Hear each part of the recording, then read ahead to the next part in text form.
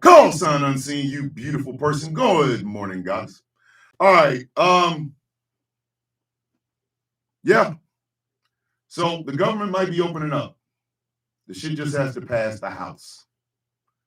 It's not going to pass the House. We've all established this. This shit is not passing the goddamn House. It's just not. It's not. I'm sorry. Like, woman do. Revolutionary Robots is in the building. Good morning. Good morning, lovebird. Your beautiful ass. I think every woman deserves to hear in the morning that they're beautiful from somebody that isn't trying to hit. You know what I'm saying? Like, I think every woman, Wolfie's in the building all the way up from Australia. Morning, brother. Amanda's here. Hello, Amanda. I think every woman deserves to hear you're beautiful from a guy that isn't trying to hit. You know what I'm saying? Like, well, you know, I think you're beautiful, but I'm not trying to have relations with you. I just think you're very beautiful. I think every woman deserves to hear that. I think every man deserves to hear that they're handsome without having to go, hey man, that's gay. Like, no, listen, Master Megatron. Come on now, Elijah. Come on, sir. Come now. Whoa, do we already have an ejectocito? Cause we just started the goddamn show. How we get an ejecto? Listen, I'm trying to explain this to y'all. I don't know why y'all keep coming here acting ignorant. Do y'all not understand the goddamn mods that I have for this show are not playing with y'all? How many more times do I have to say this? Like, they're ready to okay. If you are watching this show, you come in, you see me on a microphone with a camera in front of me. You like, I don't like that goddamn Thomas DeMille Bishop, son of a bitch. I don't like his hair. I don't like his face. I don't like his fingernails. Blah blah blah blah blah blah blah blah blah. Before you walk your ass in here, first off, you screw up. I keep telling y'all the easiest way to infiltrate: sit your goofy ass down and shut up. Make little itty bitty comments, not big ass comments, itty bitty ones. And then when you're caught. It's this. You get this button. You get to ejectocito, cuz.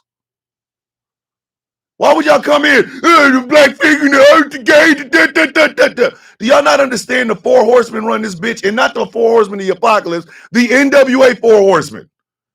Okay? Okay? Taz is Arn Anderson, the master of the goddamn spine buster.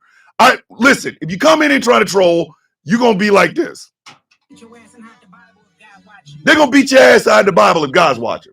All right, Wolfie says, I'm not sure if you can, but I posted on Discord earlier that I was wondering if you could read and out. As for me, it's important, but there's a message in it for you. Okay. Wolfie, let me try to find it. What part of the whatchamacallit is it in? What section is it in, Wolfie? I'll find it and I'll read it. But please don't bring your dumb ass in here acting like you ain't got no goddamn sense. Please. It's a morning show.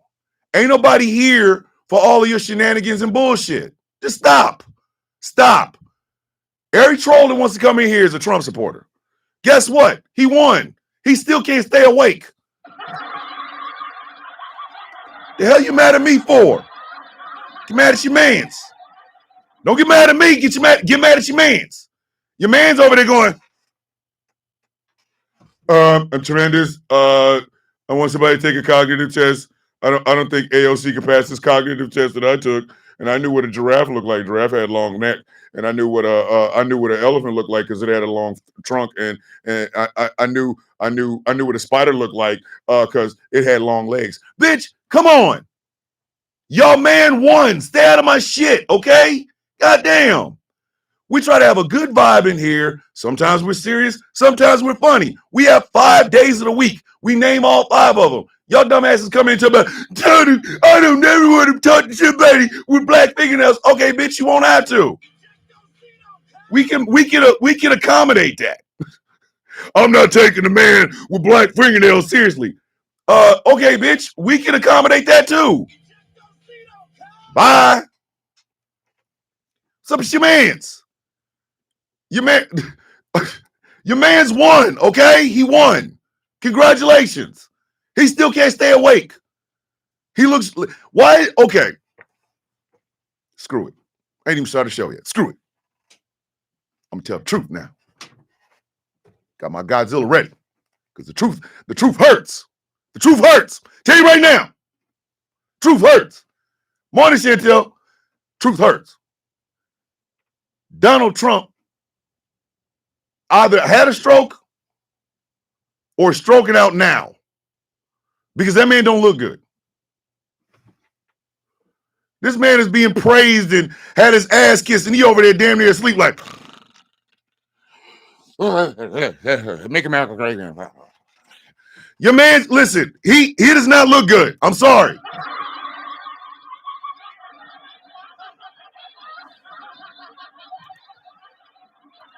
That man walks hand in hand with death.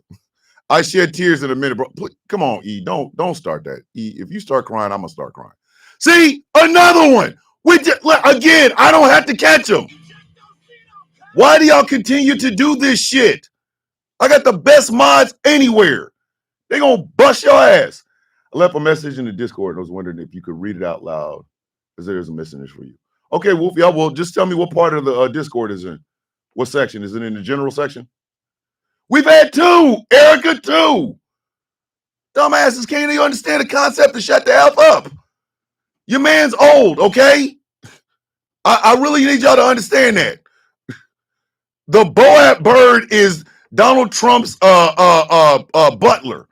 That bitch walks with him every morning. He's old. And I ain't making fun of old people. I'm making fun of him. How the hell is it that man wakes up every morning and Depp looks him in the face and says, I'm leaving here with something. You know what I mean? I'm from around the way. I'm leaving with something. Man. Like, damn, do we have to? I'm sorry. We got a Merv check. Merv is in the building. Like, I'm sorry, man. I'm sorry. This man, his administration ordered states to not pay out full SNAP benefits. His lawyer said in court that if they give out the SNAP benefits, they lose leverage. His words, not mine. So if this is how they're gonna come to the table, cool. Then let's come to the table the real way. Hey, all you Trump fans, Death is literally looking at your man like, I'm leaving here with something. You know what I mean? I'm from around the way. I'm leaving with something. Death gonna leave with something.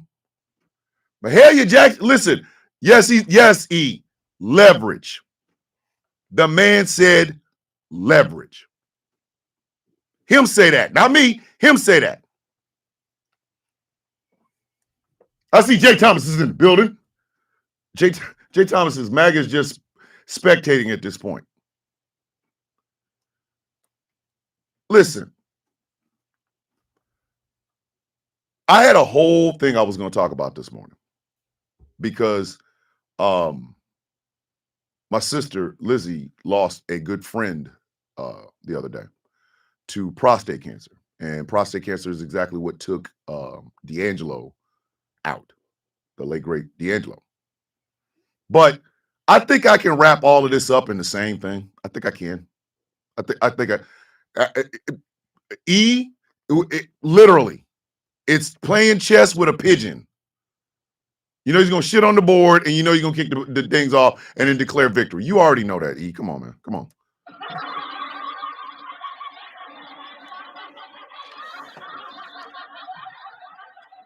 And what I was gonna talk about was men and health, which I still can do. I still can do that. I can. But I need y'all. Wolfie, I checked it out. That's why I said, what part of the Discord is it in? So men are not doing enough to check their health. And quite frankly, I'm going to raise my hand. I'm one of them. I am one of them. You know what I mean? With two black men dying of pancreatic cancer, right? We're not taking our health seriously. You know what I mean? Like and I'm not doing this to single out men because women go through it. We don't do really good health screenings and shit for women, like mammograms. I think these things should be free, and I said exactly what the hell I said.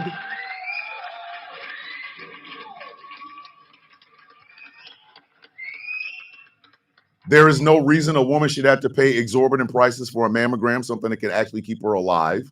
There's no reason a man should have to pay exorbitant prices to get his prostate and his colon and things of that checked, something that will keep him alive. There is no reason that children should not have adequate dental care, so that their teeth don't fall out. But I tie it all into the way our government operates. So I can speak on both of them. But I'm going to start with the honesty. A man who looks like he is barely here. Morning, fam. A man who looks like he's barely here is literally using food as a bargaining chip. And we still got jackasses coming in here wanting to talk about Trump's your daddy and shit. First off, my father's name is Robert. It's not Donald.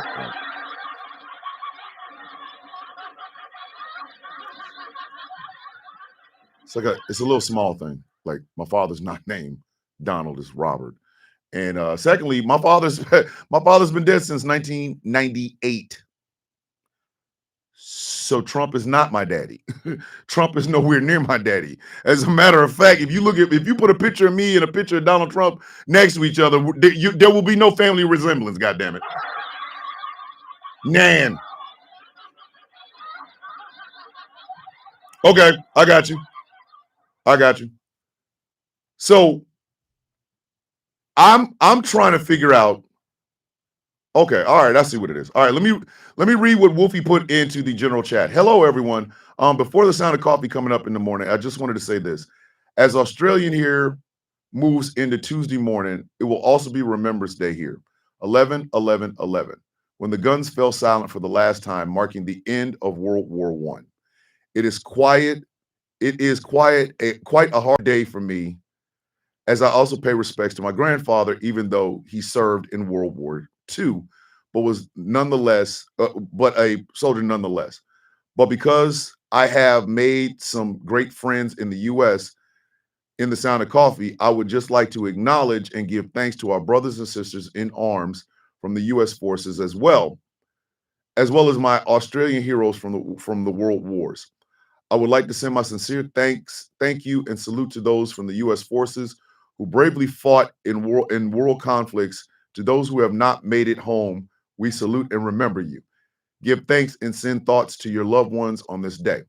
To those who were lucky enough to make it home from world conflicts, we stand with you in remembrance and give thanks and salute to you two, on the bravery that you showed in time of war. In ending, this is supposed to be a poem that was written for the troops, and this year I would like to include our U.S. brothers and sisters to it, as it goes. They shall grow not old as we that are left grow old. Age shall not wither them, nor years condemn at the going down of the sun. And in the morning we will remember them, lest we forget. To Thomas, I give thanks for your service and friendship from your friend nation, Australia. I salute you. I hope I get to see this, Thomas, my brother.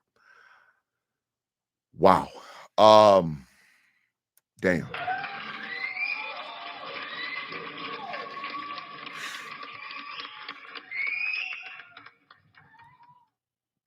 Damn it, Wolfie. I wasn't prepared for that. I was not prepared for that. So to my brothers and sisters in arms across the world, particularly in Australia. I thank you for paving the path that I walked. I will never, ever forget your sacrifices. And I will always remember that you walked so I could run. Yes, tomorrow is Veterans Day. There will not be a sound of coffee in the morning. I just want y'all to know that because my grandson is having a Veterans Day appreciation at his elementary school. And I will be going to that. I went to it last year and I will be going to it this year. So there will not be a sound of coffee in the morning. I will return on Wednesday. But yes, tomorrow is Veterans Day. For those of you who do not know the difference between Memorial Day and Veterans Day, let me help you out. Memorial Day is the celebration of those we have, well, not celebration. It is remembrance of those we have lost. Every man and woman that has given their lives in defense of this nation and gave their what they call their full measure. They gave their life to defend the freedoms that we all enjoy. That is Memorial Day. Veterans Day is to honor those who have served and have retired and still live. So tomorrow is Veterans Day. You will see there's a lot of veterans on TikTok. Okay. You got I Speak, you got U.S. Army Overlord, USMC Angry Veteran, Jolly Good Ginger. You've got people like Big Kelt. You've got people like myself. There are a lot, Tiger Bomb, Wakandan Sentinel. I'm trying to remember. Rob Mello. Speaking of which, since I'm talking about it, a very good friend, a former first sergeant in the United States Army, and one of the most prolific TikTokers around. His name is Road Rebel. For those of you who don't know, he goes by Wakandan Road Rebel. He goes by regular schmegular Road Rebel, but his name is Road Rebel. Road Rebel had a terrible accident. He is currently in the ICU, and there's a very difficult prognosis that might be happening. Trucker 557, who is also a veteran, also a good friend, informed me of this yesterday. So if you are on TikTok, please go to Wakandan Road Rebel's page or just type in Road Rebel. You'll see him. Please go to his page, go to his link tree. I believe there's a link tree in there. If you can donate, please do so. If not, just please send him and his wife very good, warm thoughts and things of that nature, because this has affected Road Rebel's job as a truck driver. But tomorrow is Veterans Day. Yeah. Oh, yes, there was a gentleman on TikTok and on YouTube who I really, really, really, really, really, really want to get on the Villain's View. His name is Sons of Liberty. I'm just so impressed by the man. I am very, very impressed by him. And I would love to have him on the Villain's View just to be able to talk to him. He's another veteran.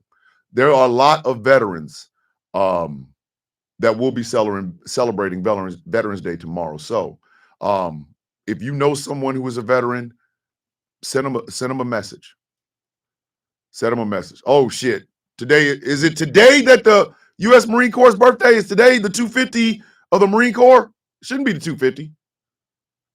Unless the Marines is taking the Navy's age. Come on, man. Semper Fi, do or die, gung ho, gung ho. But to you, Wolfie,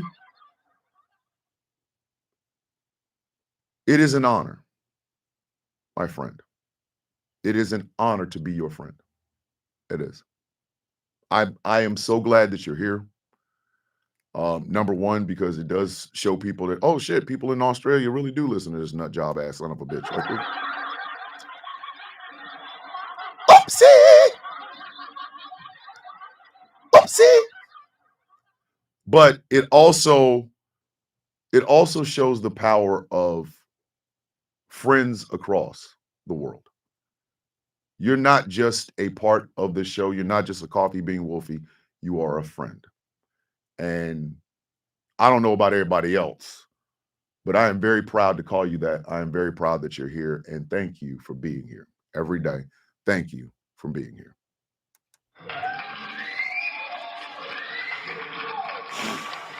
All right.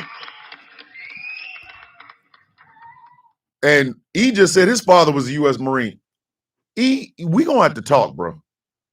We'll mess around and find out that your daddy's daddy was my daddy, and then we gonna I'll be if your daddy's daddy was my daddy, that would make him your grandfather and me your uncle.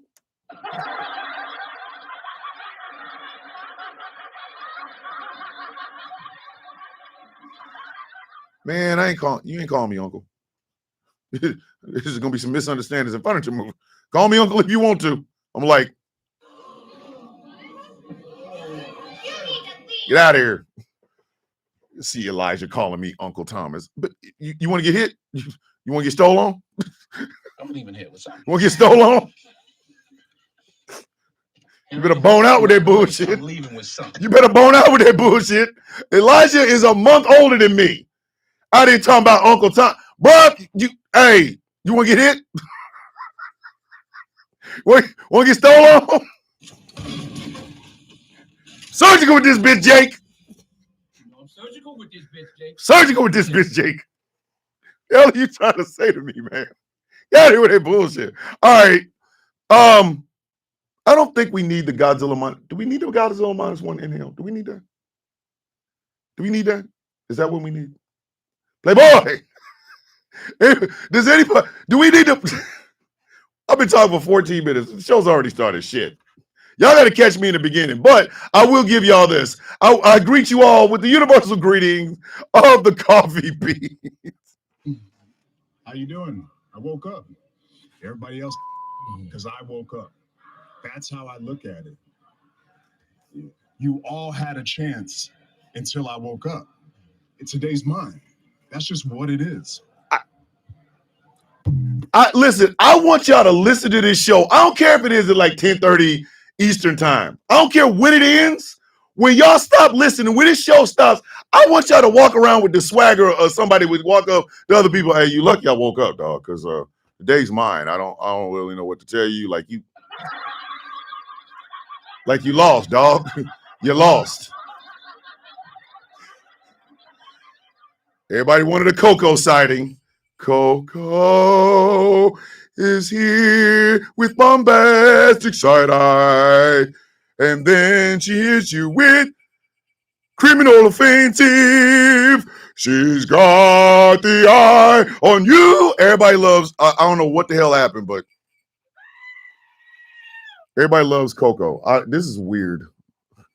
Listen, I'm not making, I'm not having AI generate me a shirt that says just a man and his goat. I'm not, look, come on, man. Good morning, Curtina. Good morning. Welcome to the Sound of Coffee. I think it's the first time you've been here. Welcome to the Sound of Coffee. I'm so glad to see you. We're glad to have you. So,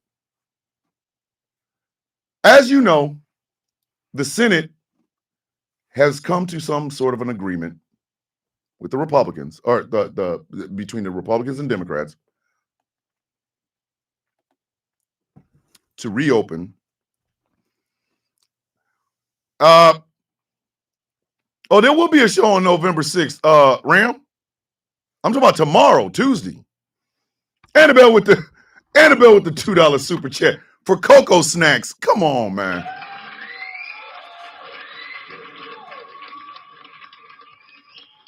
Come on, man. So they did come up with some sort of an agreement. They don't know when, like, the parts of it are sketchy. Hello, Susie. The parts of it, the inner workings of it is sketchy, but there was some sort of an agreement. I'm gonna tell y'all something, just a little secret. If you look at Senate Majority Leader John Thune, and you look at Speaker of the House Mike Johnson, what you see is regular Republicanism versus MAGA-infused Republicanism. John Thune is done with the bullshit. I'm not, listen, herbal coffee That don't even sound appealing, bro. Herbal coffee? Herbal. Man, if you don't give me them damn beans and stop playing. Yes, Obamacare negotiations delayed till January if passed. That is the one and only Taz J, who hosts the Taz Effect every afternoon. She's also Arn Anderson in the Four Horsemen. But John Thune is done with the bullshit. John Thune is like, man, I'm sick of this. I'm sick of getting phone calls. Mike Johnson's in front of always in front of microphones. At 11 a.m., they will play what we call the last pose, which is played on the bugle, and we go silent for 1 minute. I also salute and will be saluting U.S. servicemen and women. I appreciate that, Wolfie. I do. I genuinely appreciate that. Mike Johnson's always in front of the microphone. Well, the Democrats do it. It's the Democrats. Why don't the Democrats do it? And John Thune's like, bitch, if you don't sit your monkey ass down and get a damn thing done.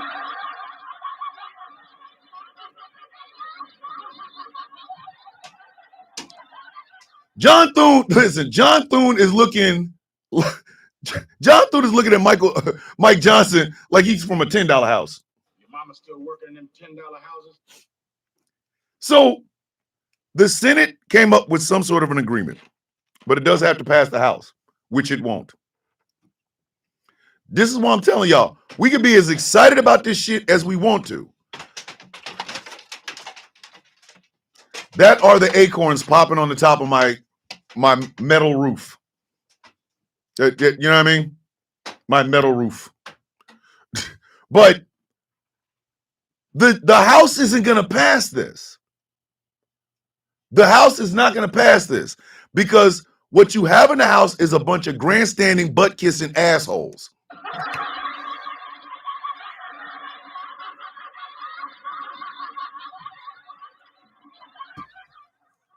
Meanwhile, the Trump administration is ordering states not to pay out the full benefits. Some states he's ordering them to get the money back. And then Trump's lawyer used the word leverage when talking about this. Okay? Okay? Here's the misunderstandings and furniture moving part of this Monday.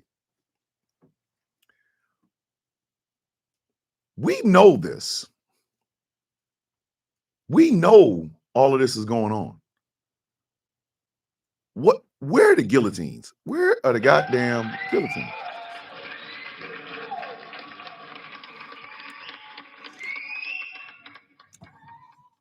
Right now, somebody should be using Mike Johnson's cranial cavity to hit shots like this. It should have happened already. Where are the guillotines?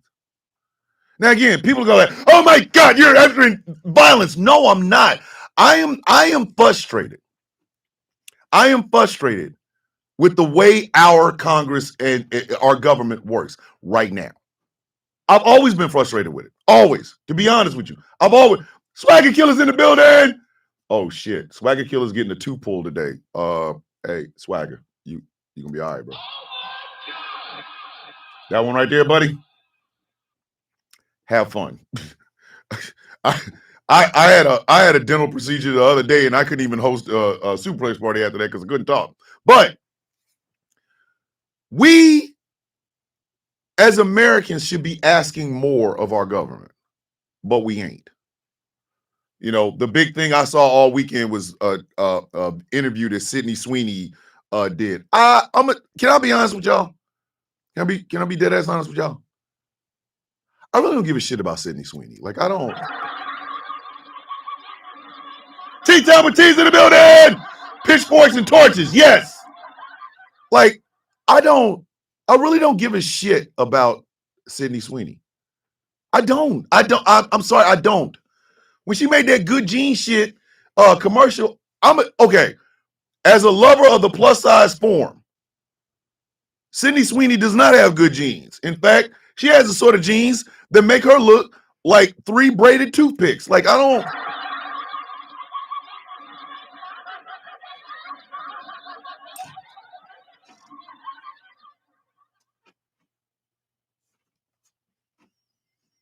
Hello. I'm Sydney Sweeney.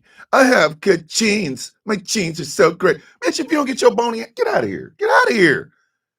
Like, come on. I don't care. I did not get offended by that goddamn ad because, quite frankly, whatever Sydney Sweeney's jeans are, they look like tapeworms. I said what I said. I said exactly what I said. I said what I'm sorry, I don't care. That bitch she looked like a chapstick bottle. I mean, hi, I'm Sydney Sweeney. My jeans are so great, you can see through them. Yeah, bitch, because you bony. Get your ass out of here. Go on. Go on now. Like, what? Hold on. Swagger Killer. Swagger Killer said, Shorty built like an iPhone lightning charger. Please take that, sir. Listen, I'm gonna hand you this. I'm gonna hand this to you. You want the silver platter? Because come on, sir. That man said she looked like an iPhone lightning charger. God damn.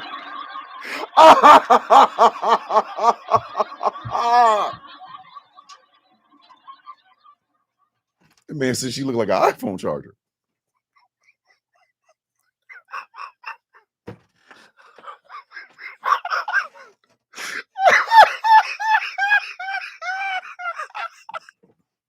The man said she looked like an iPhone charger.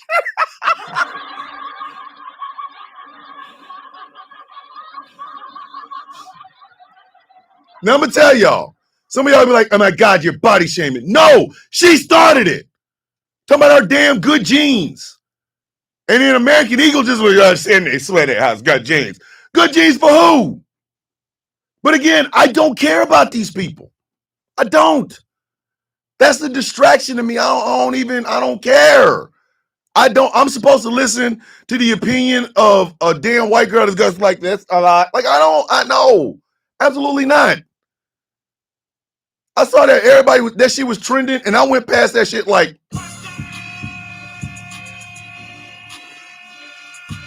I had to get past it. But it all goes to show you something that a lot of activists have been saying for decades. Food should not be a privilege. Morning, Miss Chris. Hi, I'm Sydney Sweeney, and my jeans are so great you can see right through them. Yeah, bitch, good weekend. Why she look like a forward slash?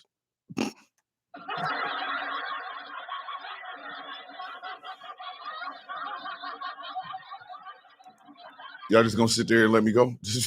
I just called that woman a forward slash, and none of y'all stop me? For real? Did none of y'all stop me? Y'all heard me? We all heard, but y'all should. Nobody stop me? Listen, nobody stopped me. Y'all heard me say that.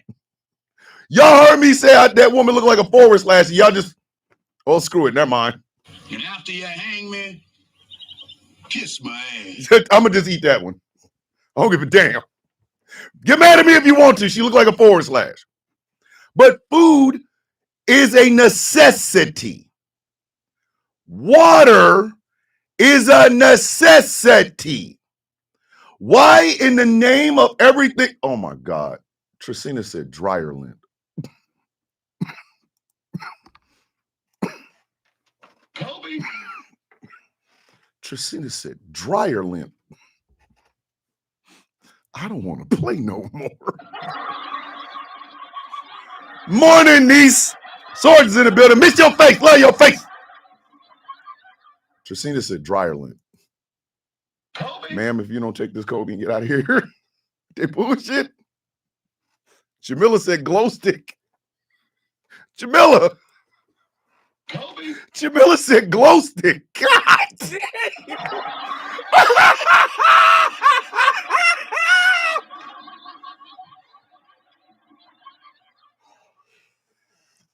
If y'all understood what my military career as a supply sergeant consisted of, y'all would understand why I laughed at that glow stick joke.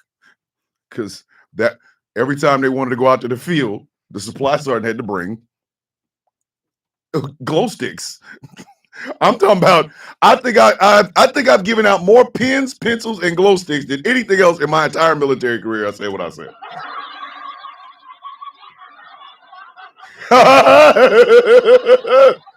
Kim 1972 with a $5 super chat came over to YouTube to give snacks to Godzilla and Persepolis number 2 donations. Thank you, Kim. I appreciate that.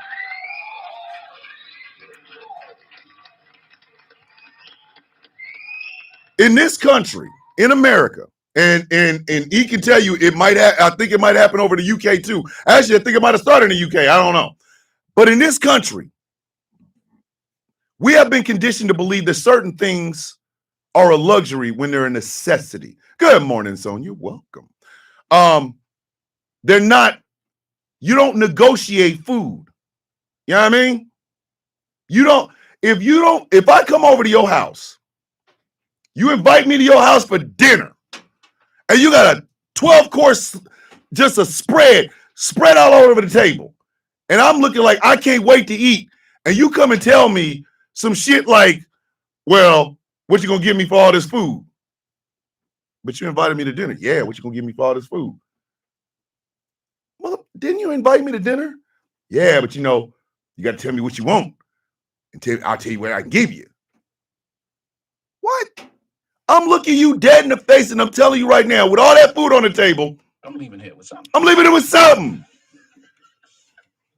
I mean, I'm from around the way. Around the way. With something. What are you talking about? What are you talking about? We literally should not be starving people. And I'm sorry, I'm gonna say it might hurt your goddamn feelings when I do, but I don't care. And I'm talking about worldwide, bitch. I'm talking about worldwide.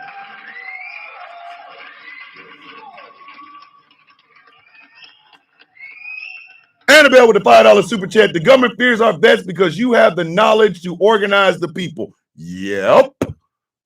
Yes, we do. And not only that, but we also know rank structures and shit like that. If a veteran lieutenant colonel who's a leftist comes into the room, it's sir. I can't help it. It's how the hell I was raised. Randall, what's going on, Randall? Amanda with the $2 super chat. In any other timeline, this would be genocide. Exactly my point.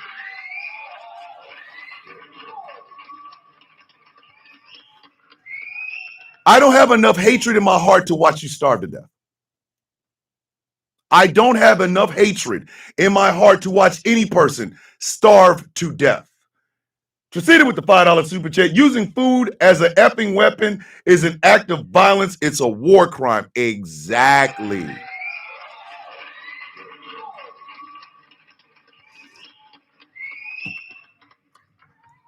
When starvation comes into the mix, let me tell you the 3 things that make you disgusting in my eyes. You are a warlord. You're having war with somebody, and you get to the civilian population, the women, the children, the elderly, stuff like that. Here are 3 things that will make me want to put your ass in hell as fast as humanly possible. 1, starvation as a tactic. 2, sexual assault as a tactic. 3, child abuse and mutilation as a tactic. I don't care. I'm sorry. You are a horrible bitch if you can do any of that. And I don't care where it happens at. I don't. I really don't. I don't give a damn about religious institutions with that bullshit. I don't. Here in America, we are literally out here telling people that they don't deserve to eat, but they got to go work. Let me tell y'all something. You see this? This is a fruit smoothie. It has yogurt in it. It has fruit. It has milk. My wife hipped me to these things because for the whole year that the year and some change this show has been on, almost every time I sat in front of y'all, in front of this microphone, I hadn't eaten shit. I had taken my meds, drank some water, brought my ass right in front of this camera. You know what I mean? So my wife was like, hey, go get it. I want you to start making a fruit smoothie because my wife understands I'm doing a 2.5-hour show. I need to eat because by the time I get off here, it's almost 11 o'clock. That's lunchtime. If you, in your whatever wisdom, if you, in your bullshit religion belief, say something to the effect of those who do not work, do not eat, I'm going to punch you in your goddamn mouth. I know, Elijah. I know. Not good. I know. Elijah, don't your wife tell you the same thing? Anyway. So to literally use food as a negotiating tactic is disgusting. It is nasty as shit. You have got to be one trifling trick ass human being to do something like that. You just do. I'm sorry, you do. You want this, that, and the third, but you're willing to negotiate with people's food. And again, I'm going to say something I said on the Villains View last night. I don't care if you get mad. I really don't give a shit. I don't care if you can find a goddamn welfare cheat that bought lobsters and shrimp with an EBT card. I give a damn more about the fact that the Pentagon and the Department of Defense keeps losing, wink, wink, $8 billion every audit, God damn it.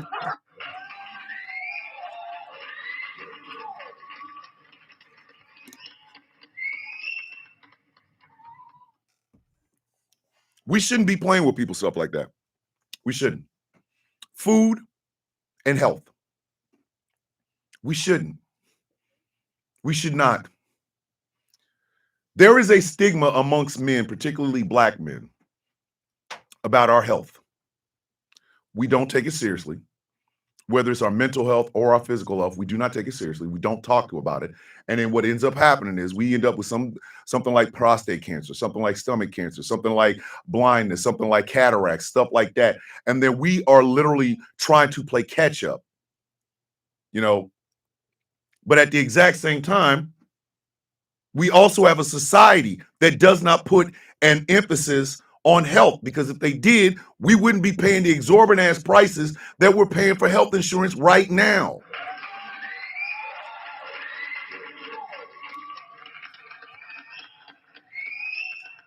Far too many men are focused on the idea of masculinity, being tough. I'm tough. I'm so tough. Blah, blah, blah, blah, blah. Are you tough enough to take your ass in there and get your nuts checked? Are you tough enough to go in there and get a prostate exam? I don't want to hear about your pew-pews. I don't. Tell me, how did they find any polyps in your last colonoscopy? That to me shows toughness, if you really want to call it that. But we also do not prioritize health, because again, I'm going to say this again. Healthcare is a right. It is not a goddamn privilege. Oh, Candy Poo, I know. Men in every demographic do that shit. I particularly said black men because I am a black man. But every man in every demographic does that exact same goddamn thing. We put off. I'm not going to go get it taken care of. I'm not going to get it checked. I'm not going to get it taken care of. I'm not going to get it checked. Your stomach starts feeling funny. Your back starts acting up. And then we will just continue to push through. Because in America, we have been told that that's what makes you a real man, to push through bullshit. No. Do y'all understand? D'Angelo was one of the most incomparable singers of all time. He died of prostate cancer. Was it? No, not prostate. Pancreatic cancer. Pancreatic cancer. Americans want us to believe that you got to tough it out and work it out and grind it out and blah, blah, blah, blah, blah. No, you got to take time for your goddamn self, ladies and gentlemen.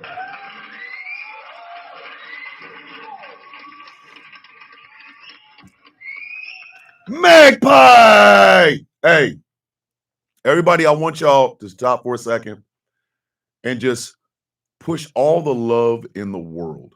All the love you have, because I know there's no spare love. You have love. I want y'all to push it out and give it to Magpie. Just everybody just tell Magpie, we love you. Just let her know we love her. Or them, excuse me, them. Their family. Magpie is going through something right now. And I want them to know that I love you. I'm so goddamn proud of you. And you are always, always, always, always, always gonna be loved here. You are a coffee bean. And we love you. We genuinely love you from the bottom of all of our hearts. We love you, Magpie.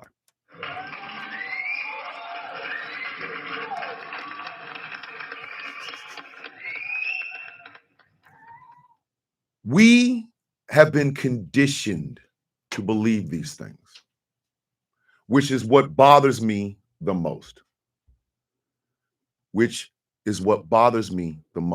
Food is not a luxury. Healthcare is not a luxury. These are necessities. The Senate, the House, the president are literally playing with people's food insecurities, which is something we should have gotten rid of. Okay? There is no reason for an American citizen to have any level of food insecurity. And we really should have taken care of it. That should have been our priority rather than let's send bombs all over the world to blow up brown people.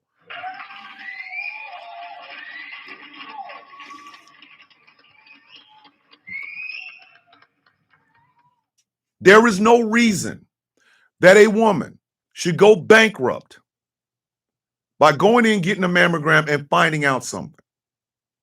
Because if you want to talk about quote unquote quality of life, if a woman comes down or finds out that she has breast cancer, her quality of life has changed. We should do everything possible to make sure she's able to live a life of dignity. Not here's a little bit, come back later. Here's some more, come back later. That's piecemealing bullshit. And how many lives have been cost because of that?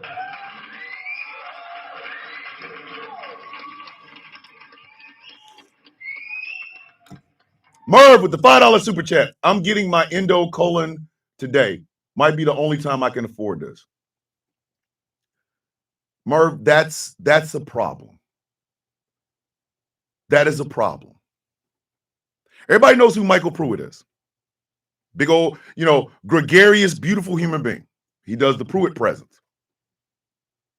He is going through something financially that is rotten to the core, to the very core. It's rotten. There's no reason him, his wife, and his children should be going through it. Goddess Maeve. Everybody knows who Goddess Maeve. She's call sign unseen on TikTok, but she's Goddess Maeve over on YouTube. Is having to scramble to find a home with 2 kids. She's not sitting around waiting for the welfare. She is really honestly out here trying to do her damnedest to put a roof over her children's head. We shouldn't be here with this. Moose, what's happening? There's no reason Merv should be trying to scramble up money to save his own goddamn life. You know what I'm saying? Like, this is America. This is the shit you bitches is proud of. This is the greatest country on earth. Are you kidding me?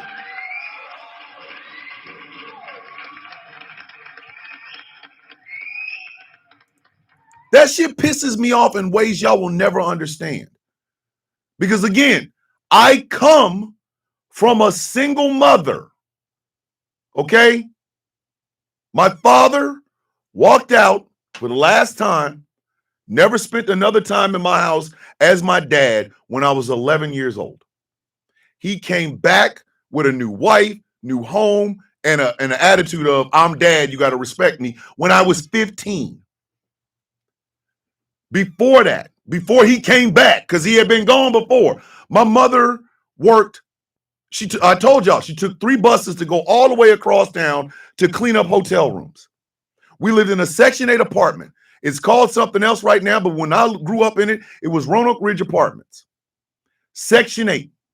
My mother raised us on food stamps and not the EBT card. I'm talking about the books with you had the $1 book, the $5 book, the $10 book that all added up to something. My mother fed me, my brother, and my 3 sisters off of that. My oldest sister also got a job and was helping with the bills. My brother Rocky will tell y'all about the Christmas of 1983. He will give you details and shit and say that it is the best Christmas we ever had. I can't disagree with him. I can't. But it took so much work between my mother and my older sister to make sure the 4 of us, those 4 little ones, had a good Christmas. Scrambling, scraping, struggling, trying to survive. In the greatest country on earth? In the greatest country on earth? You know what I'm saying? Like, how the hell do you even open your ladies, if you knew a guy who every time there's a TikTok live with a woman in it, they're all talking about him. They got horror stories about this one guy. Not, criminal types, but more like his feet stank. He never clipped his toenails. He wouldn't shave his beard, and it was like you could see shit crawling in it. He could only last like 10 seconds in the bed. He ate up all of your Cinnamon Toast Crunch. That type of shit. You know what I mean?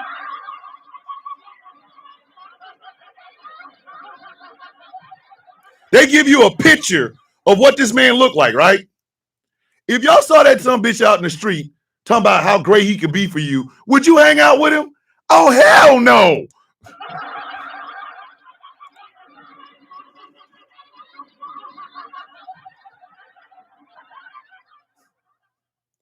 Hey, girl, I can take care of you, girl. I'll sop you up with a biscuit, girl. And you would look at him literally and go, get your nasty ass away from me. How are we able to get away with telling the rest of the world how much better we are than them? I will never understand. And the living embodiment of all of the fake bullshit that we believe about ourselves is literally in Donald Trump. Hold on. Mr. Fuller 8837 has been a member for 1 month of Ghost Claw Productions Radio. He's Ghost Claw level 1. Thank you, sir.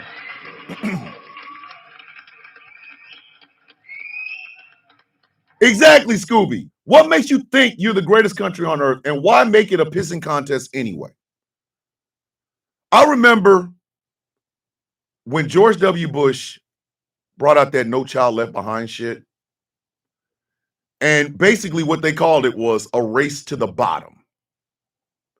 We weren't teaching kids life skills. We weren't teaching kids education. We were teaching to the test. The test. Hey, study all this for the test. Hey, study all this for the test. Hey, study all this for the test. Not for anything else. Not for anything else.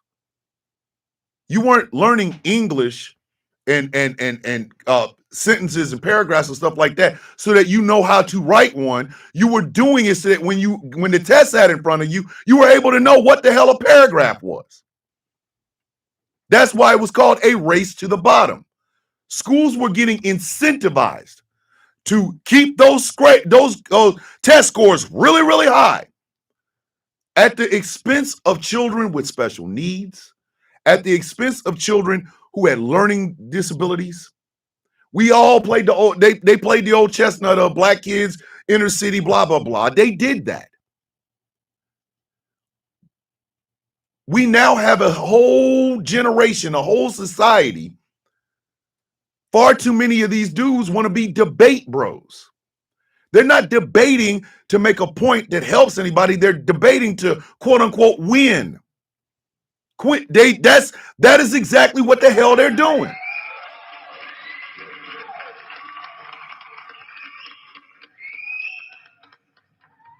So it's like we have microwaved our own goddamn society. Now, that's not even enough. That's not even enough. Not even enough. Now, people's food has to be a debate point in negotiations between Republicans and Democrats.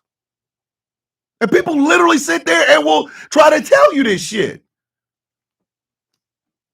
Like what kind of shit is that? We're coming up in 2 weeks or 3 weeks on a major holiday in the United States. People are not going to be able to buy food. Because no matter what the Senate does, the House still has to pass it. I don't think it's going to. I don't. Mike Johnson is not swearing in a woman from Arizona that won a congressional seat because her ass is the deciding vote on the goddamn Epstein files.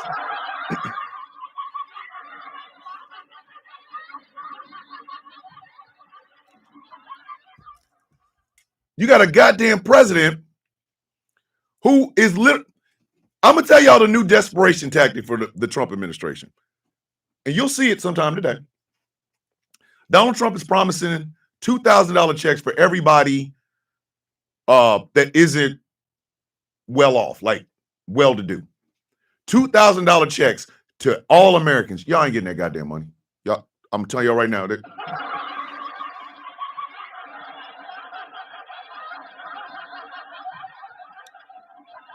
Magpie, you being here is the best Christmas present. Literally. Just you being here is the best Christmas present.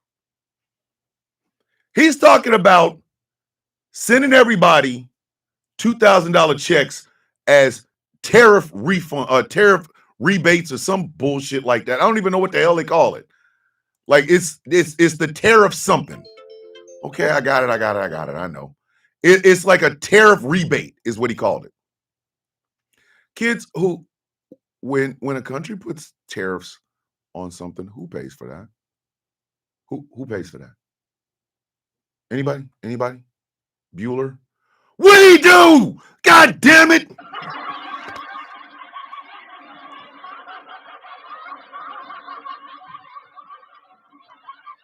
Listen, no drug dealer works like that.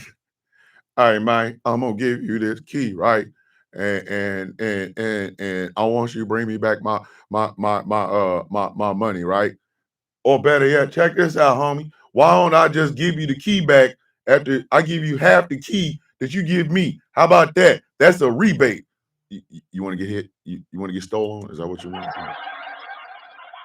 Want me to sock you in your mouth? Bro, you want me to beat the shit out of you? Nobody works like that. Thank you, Erica J. Thank you. Just like the Doge checks. It's the cruelty. He's calling them tariff dividend checks.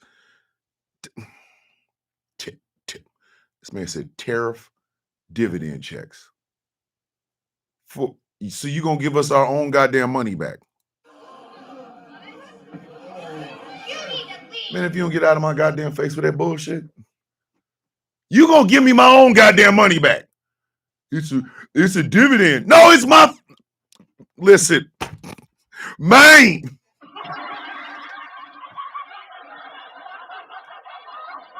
No, Magpie, that's exactly what it means. When you hear somebody say, I'm going to steal on you, that means you're going to get your jaw rocked. You again, I have to keep reminding everybody that I am older. I was a 70s baby raised in the 80s.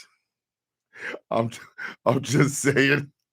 I was raised on the west side of Kansas City in the projects. So some of the shit that I talk about, y'all gonna be like, he said stole on. Like the other day, last week, I said RFK Jr. boned out, and Professor Moriarty was like, Thomas, what is boned out? That means he left, man.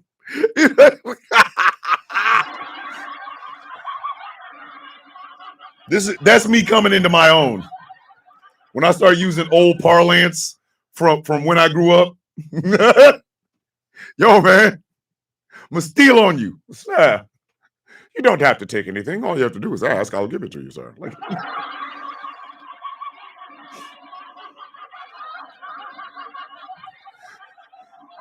I thought something. Magpie, no. See, this is what I'm talking about. Magpie's like, as far as boned out, Magpie is not what you think. Boned out means running. Ha! Ah! That's me coming in my own when I start using the old parlance from when I grew up. Yo, man. Old boy got out that car, man, started hitting that blocker. Man, we boned out. Boned out?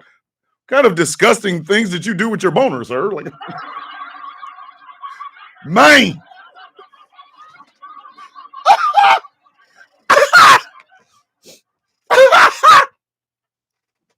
Like, if y'all ever hear me say swap meet gold, that's not real gold. That's if y'all hear me say something like, yo, son, that man covered that shit with that swap meet gold.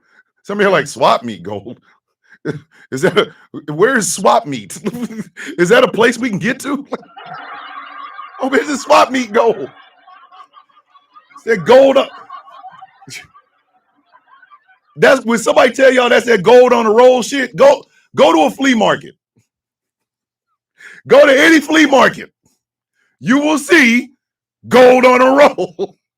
Morning, Nan, I love you. Just send the US70s, baby, too. Yeah. Like I'm just saying. It's like, yo, man, you got that gold on the roll shit, don't you? Huh? No, my shit is real. Nah, it ain't. Dog, I can see the green in the back of your neck, buddy. Come on. Get that bullshit off of there. Some of y'all will never understand the struggle of trying to have fat gold chains in the 80s. Y'all will never understand it. We could buy them, but we'd have to cover them shits in clear fingernail polish, because if not, that shit's coming off. The back of your neck look like the Hulk, bitch.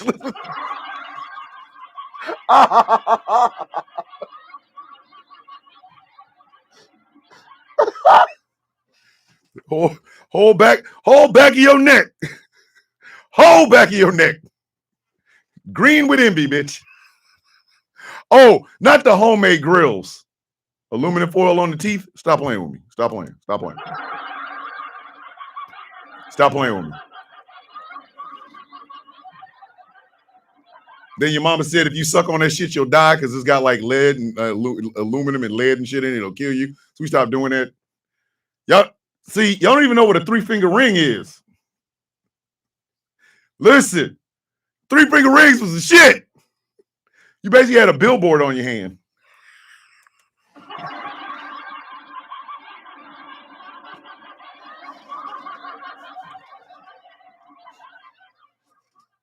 Your ad here.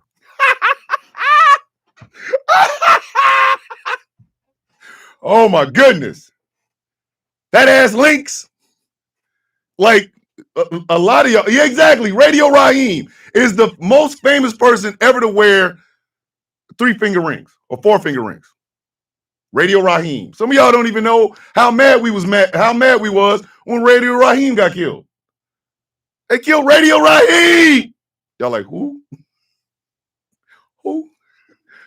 Sir, who is this Radio Raheem you are talking about? Is he Muslim? Like, bitch, Radio Raheem, baby.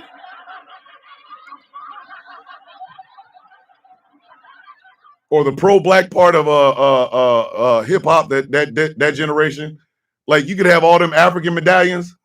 Like, people acted like the more African medallions you had, the closer to Africa you were. Like, no, bitch, you were choking yourself to death, sir.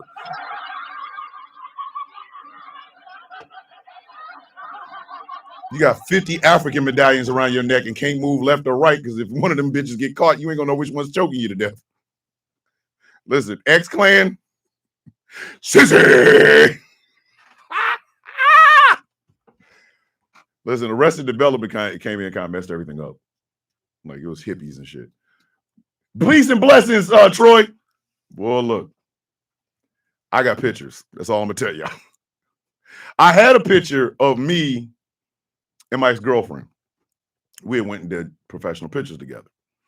I had my African medallion on. I had my African cane, right? And I'm gonna tell y'all this because it's embarrassing, but I can get away with it because the picture no longer exists because my ex-wife, who's passed away, had it and she burned the bitch. So I had on an African medallion, white shirt, like whatever, I had the African cane with the head on it, and I had on platform shoes. It was about that big. I'm not even bullshitting you. I had on them shits was large. On a good day, I am 6 feet tall. Barefoot, I am 6 feet tall. And them platforms, I was 6'4". And I was walking the hell out of them bitches too. I not listen. Hold on. The reason I want to go back to DC is because when you talked about Ra's al Ghul, I was like, who the F is that? And when I searched him up, I got embarrassed. Don't worry about it, Magpie. It's okay.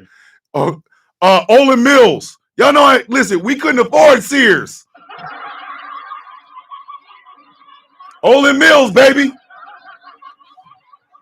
And we both had to scramble to get the money to pay for them some bitches. Olin Mills, baby. Listen. And I can tell y'all this because again, my ex-wife, who has passed away, when we split up, all of my Navy shit, all the old pictures and everything I had were in a storage container. I don't know where it is. I hope her family's cleared it out. Maybe. I don't want to call because I don't think her father still likes me to this very day. So all these pictures are gone. So I can talk about them all you want. Ha ha ha.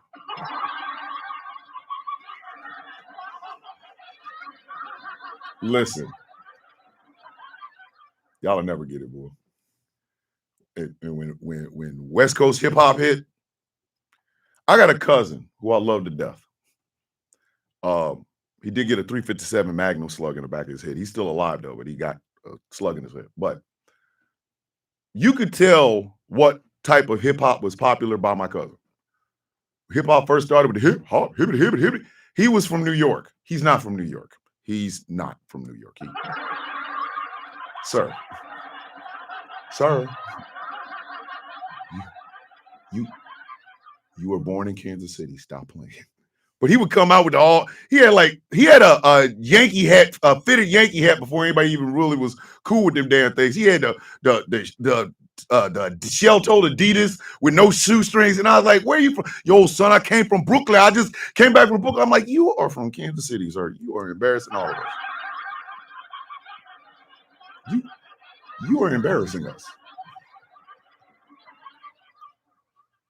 When the pro-black movement was happening in hip hop, man was walking around with. Y'all remember the hat that they had in the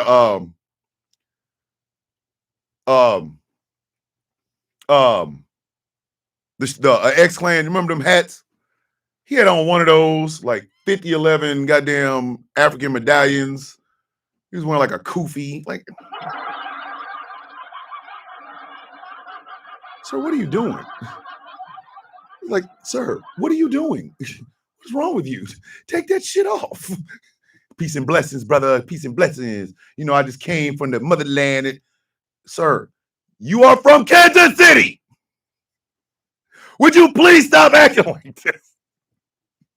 Because he's like the same age. Me, my cousin Sean, and my cousin Curtis, we all around the same age. I'm like, sir, you embarrassing us. But man, when gang culture hit, listen. When NWA and West Coast, oh Jesus, Mary. My cousin was a Crip and a Blood.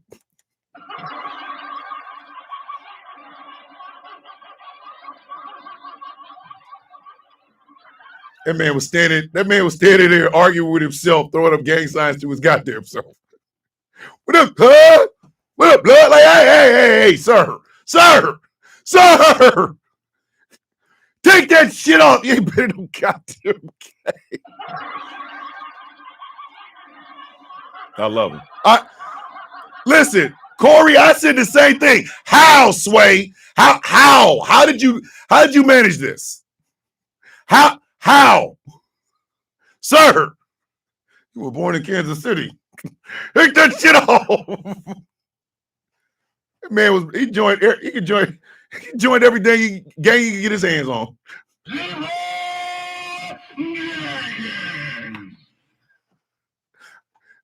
Listen, he survived after that. Listen, when that slug hit him in the back of the head, he was like, maybe I should find Jesus. And guess what he is now? Jesus man. Like, oh.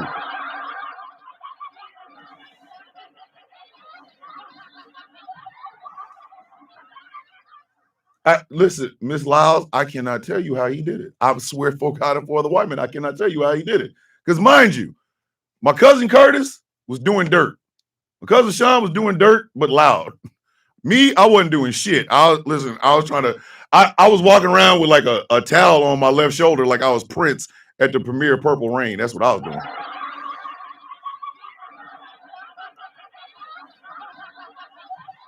Oh my God, he was blinking the blacking it. When he was on that bullshit, I ain't eating. Listen, he was talking about I don't eat pork because you know pork comes from the animal, the pig, which is the swine, which is made out of rats, cats, and dogs. I'm like, man, if you don't have this ham sandwich and shut your bitch ass up, go over there, man, eat that sandwich. Stop playing. That man almost ruined my goddamn breakfast one time because he's trying to tell me that cereal contained pork, which is the pig, and I was like, "Whoa, brother, whoa, now you got too much dip on your chip, sir. If you mess up my enjoyment of Captain Crunch, I'm gonna beat your ass. I will knock you out. Don't get kicked in the throat. I'm trying to enjoy this bowl of Captain Crunch, and you trying to tell me about the swine that's in Captain Crunch, bro? I will beat the shit out of you. Let me eat my food, Sean. Damn. Show ignorant ass. I'm just saying. Listen. Hold on. Did the Crip in it? Kobe? Mr. Chaos. I didn't even see that until you just did the Crip him shoot the blood him, sir.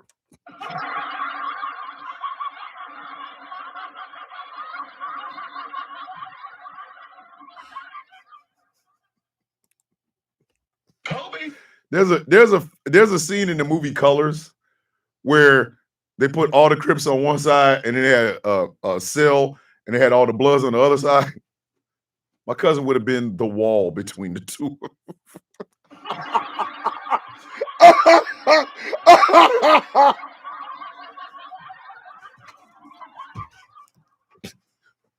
You confused son of a bitch. Bring your ass over here. Now he Jesus man. I'm like, dead ass. Listen, Miss Lyles, I can't revoke it. He Jesus man now. You know, only through the Father will the Son come through the Father, Son of the Holy Spirit. I'm like, Sean, I'm an atheist. Go over there with that shit. Sean, go over there. I love him to death, but Sean, get over there. Sir, corner right now. So, sir, go. He needs some milk. You need some milk, sir. Anyway, back to what I was talking about. Yeah, one day I might just do a back in the day, like talk to y'all about some of y'all back in the day memories. You know, some of us old folk, we in our 50s and shit. We got back in the day stories. Like the time I saw the worst pimp in America and he was in Kansas City. Like I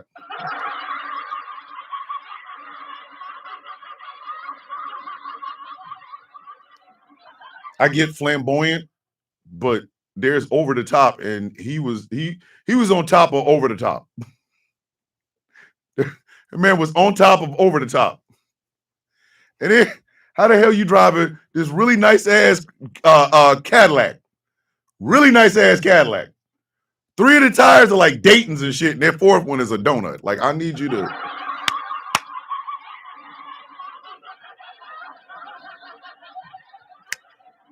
Hey, yo, pimpin'. I need you to fix that donut because this shit look ass. Like you out here rolling hard with a donut on your passenger side rear, and it's not giving what you think it's giving. You jumping out the damn car dressed up like a color wheel. I need you to come on, man. Come on. I see you, Chris Lotus.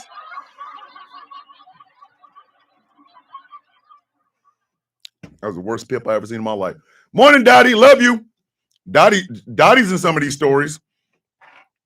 Dottie used to put handprints on me because Shawn Michaels walked out. Like all it took for Dottie to start pounding me and my brother in the arm was I'm just a kid. Like, oh, Dottie.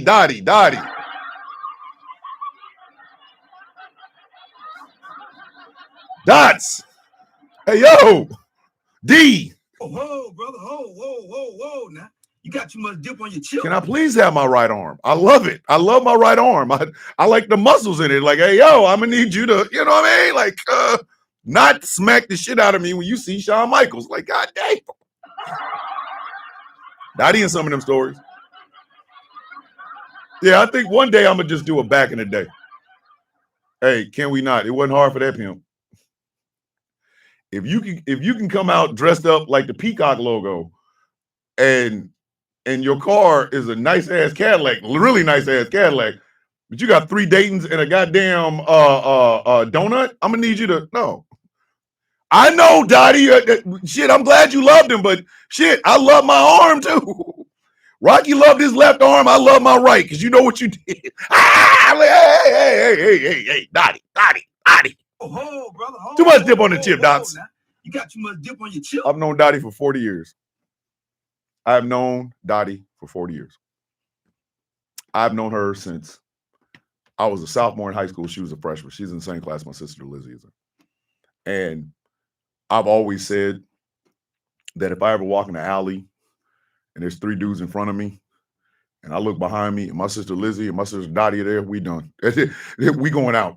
Them dudes ain't got a snowball's chance in hell. 2 of the toughest, funniest, and most beautiful human beings as far as black women are concerned that I've ever met in my entire life. My sister Lizzie, my sister Dottie. So I said what I said. But one day, yeah, I think one day I'm gonna just do hey, we're gonna talk back in the day. Let's have a back in the day moment. All right, let's have a back in the day moment.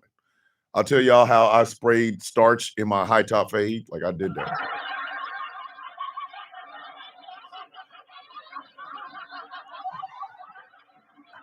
I damn sure did.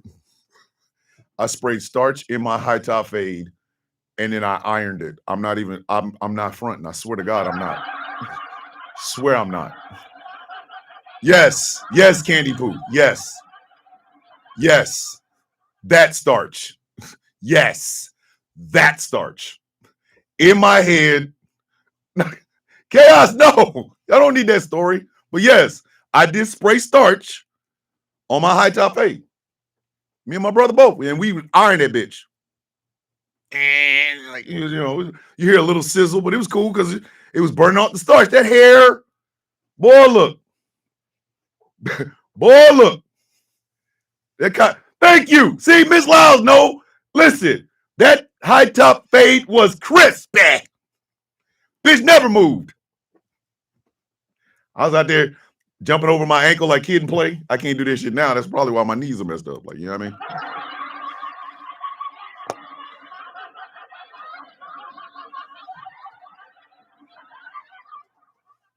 I'm just saying. Boy, look. The Adventures of Young Thomas. I've always looked at my life in chapters or sections. Like everyone think we need this story. Raise your hand. Hey, Chaos, don't do that. Chaos, don't do that. Don't do that. Listen, Nana, that hair was not moving. That hair was not moving. Rewind. Look at Can We Not Talk About Rewind. Hey, Grand Rising, brother. Yes, I put yes, I did. Okay, Inferno. All right, Chaos, look what you started. They over here raising their hand over in the YouTube chat, man. Don't do that. Don't do that. I can't tell y'all that story right now. It's misunderstanding. It's a furniture movie Monday, not back in the day Monday. Come on. I'm just saying. I got some stories. I drew as a younger man, like right before I went to the Mediterranean or went to Norway, I used to draw black hearts in Sharpie on my arm with X's over them, which is what this tattoo is right here, which is why I'm getting the shit covered up, because the girl that I initially got that for, I ain't seen her in 26 years. And besides, I have a motif on both my arms, so I'm getting it covered up. But oh my God, y'all are killing me. Y'all are killing me. Did you partake in pie, sir? Did I partake? Yeah. I'm not even gonna front. Yes.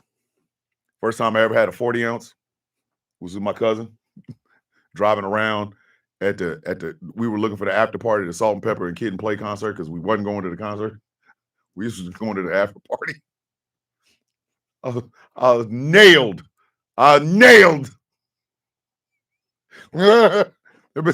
Well, I came home today because my mom's like, you can stay out with your cousin Kirsten. You better come home. I came home. I was like, Mama, I'm just gonna go sleep. I was up all night. All night. I met a beautiful sister that night too. But nah, what's going on, Miss Santiago? Let's go. I'm just saying, I got stories. Got some stories. The fact that in all of my younger pictures, my drawers are on backwards and I peed in them. So there's that. I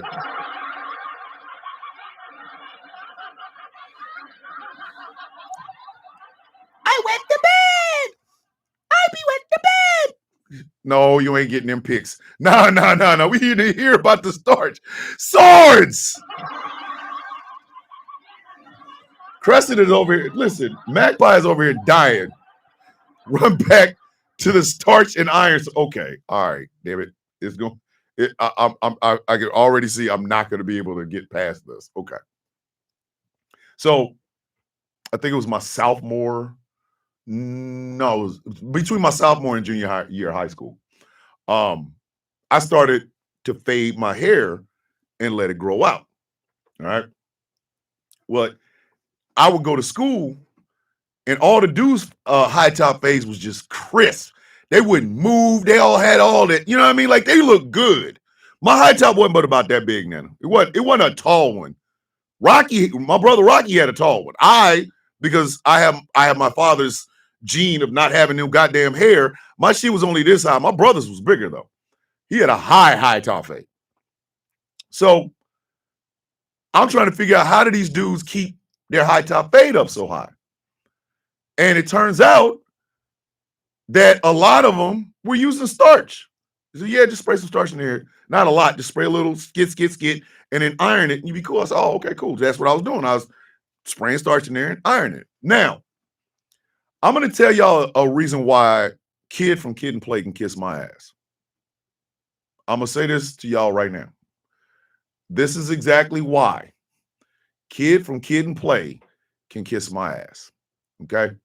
So, I told y'all we was going to the after party of the Salt and Pepper Kid and Play concert.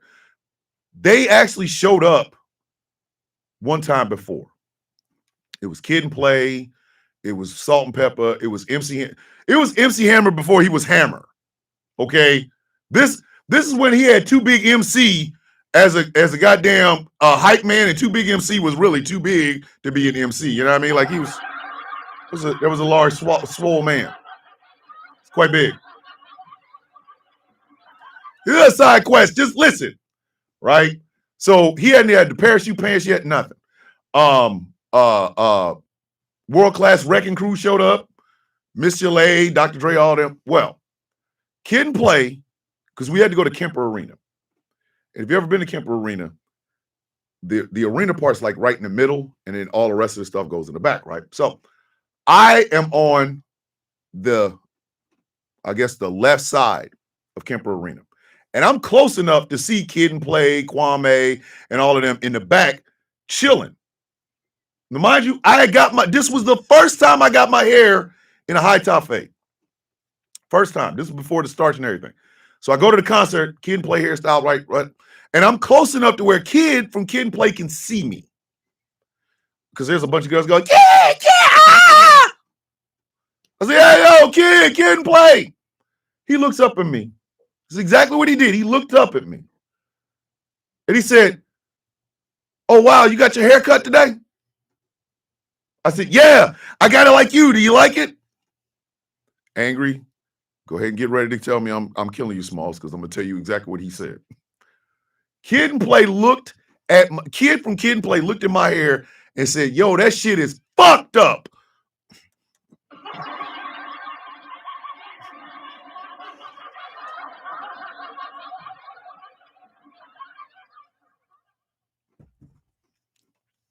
I got told that my hair was effed up by Kid of Kid and Play. I then proceeded to walk out away from that section of Kemper Arena and bring my ass all the way down to the other side of Kemper Arena trying to find my sister and my cousin. I know, Angry. And from that day on, it's been F Kid from Kid and Play. Like, I felt like shit. I was embarrassed. All these damn girls from Kansas City, all of them, every one of them from Kansas City, some of them I go to school with, and they dead ass was laughing at me. He's laughing, they're laughing, and I just, let me pick up. Damn it, Chaos, I don't need a hug, sir. I had to pick up my young man aspirations and walk on with him. I was like, oh, okay. Kid from Kid and Play just dissed me. I was like, okay, I feel like shit, but it's all cool. It's cool. You know, that's part of my villain arc, by the way.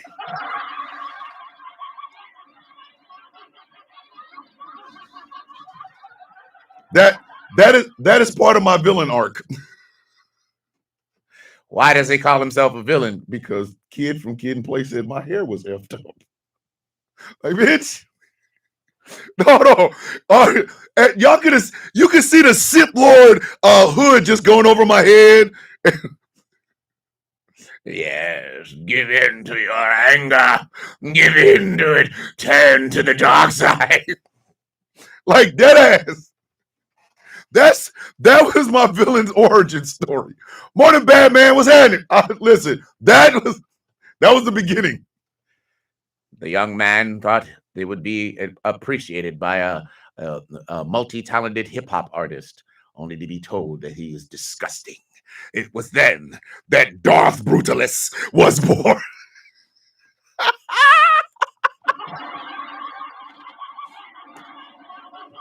That happened. My sister Lizzie almost got her damn arm broke by the security guards because she tried to reach out to hammer. Her arm from here, from her thumb all the way down to her damn elbow. Josh Jones, I appreciate you, brother. I appreciate you. Listen, that's my villain. Y'all want to know? These are the things that shaped the monster that I am today. Being told by a girl how I iron with a regular iron. I put it on low heat. 3 spritzes of starch, one over here, one on the top. The iron was on low heat, and I just literally ironed and ironed and ironed. I can still do it today if I had hair. Now, I will say this much. I was also the only person in my family I was the odd man out, always. Like, when Nike Cortezes became a thing, my sister Linda worked at a Nike plant, and she was able to get them for a discount. So she got my sister Lizzie some, she got my brother Rocky some, she got my sister Quisha some, she got some. Then she go looking for my size. I had a size 12 foot as a kid. She's like, Thomas, I ain't gonna be able to find these Cortezes for you, dog.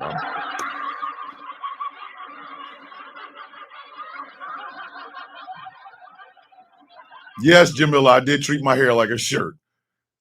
She was not able to find any Nike. So my sisters and brother are running around going, we got new shoes. We got new shoes. And I'm sitting over here with these old shoes because my feet so goddamn big. Like, it's.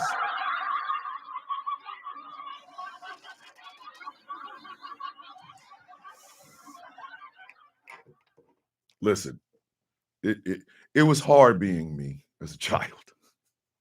So the other aspect of it is my hair has always been a problem.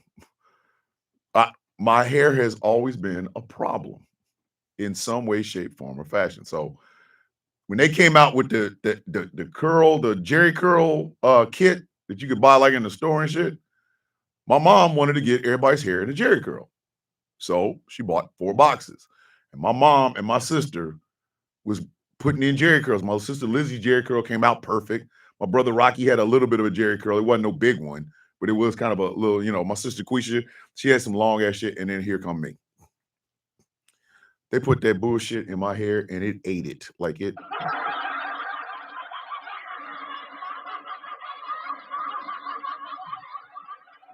No matter what the hell my mother and my sister did, that Jerry curl was not staying in my goddamn hair. It's like my hair was out here yelling out, "Seat taken!" Like I wasn't able to get no goddamn Jerry curl. What I had to get was a relaxer. Like, God damn it.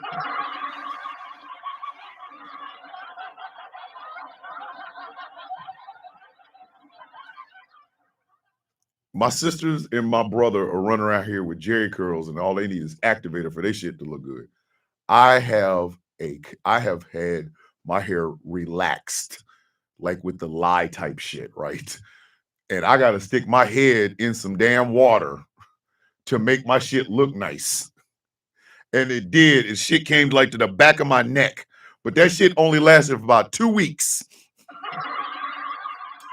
I don't know what my father's family or what side of my mother, because they say you get your hair like genetics from your mom's side of the family. I don't know who on my mother's side of the family had it, but goddamn it, I could not get. This shit would not stay in. My hair was almost like, bitch, if you don't take these BDBs and sit your bitch ass down, like.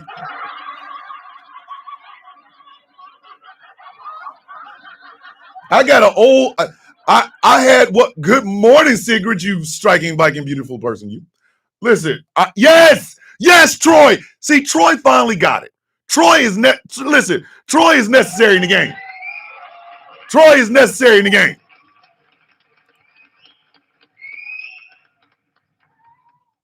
I'm sitting here. I know. Listen, I was not the Soul Glow man. There was a reason I was doing all this in my hair. And I'll give you a hint.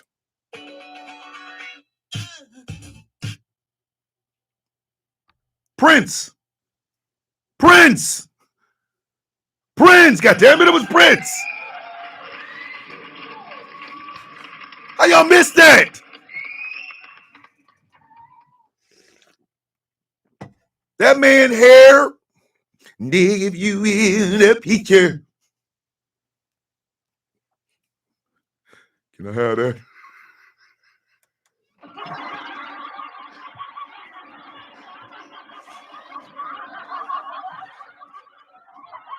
Do y'all know the level of disappointment I had when I found out that Prince was only 5'5"? I was taller than Prince in high school. Like, what the?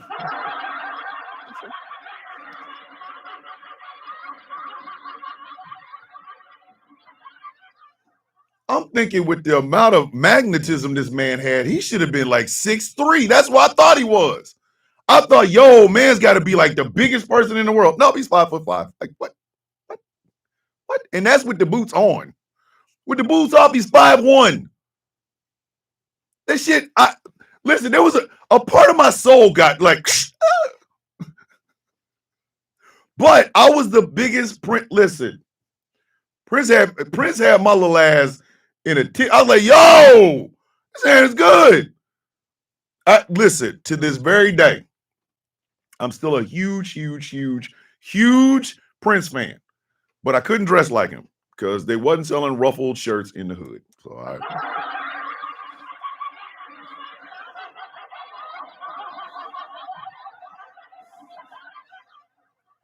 you was not picking up no ruffled shirts and tight pants and high heel boots in the hood. Not to mention the fact I have size 12 feet. There's not I just now discovered that there are some high heel boots for men with size 12 feet. The question is, why the hell would I wear them? My knees are shot. What are you talking about?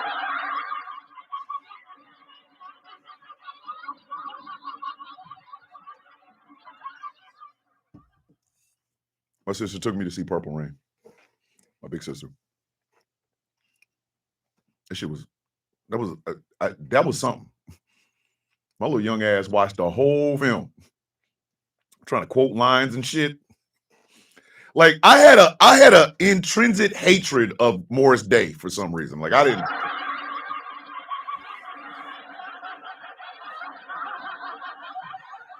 I'm talking about I hated Morris Day like he was my father and walked out on me. I hated that son of a bitch. I hated Morris Day. I had a neighbor whose name I will not say because some other shit happened. But he went, his mom bought him like the Thriller jacket and the Beat It jacket. And I didn't realize then, because he was out there with his Beat It jacket. Like, whatever, man. What I didn't realize was those shits was pleather.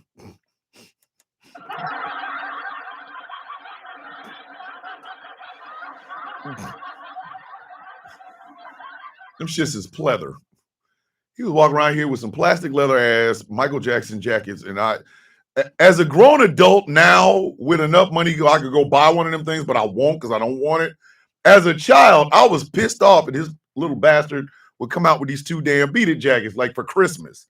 And then when I got older, I realized those wasn't real. That man was out here with that pleather, plastic leather. When I realized that, I felt a lot better about myself. Like, you know, it was like he was out here with pleather jackets. Thomas, you can be anything you want to be. You can be a soldier if you want to be.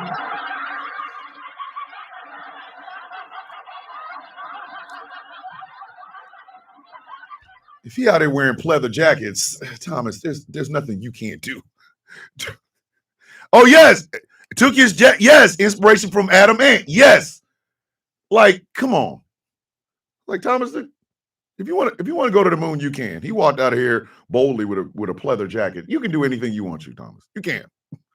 Set your bar high, son. Yeah, I was an odd kid. I was an odd kid. I really was. I was an odd kid who became even more odd adult.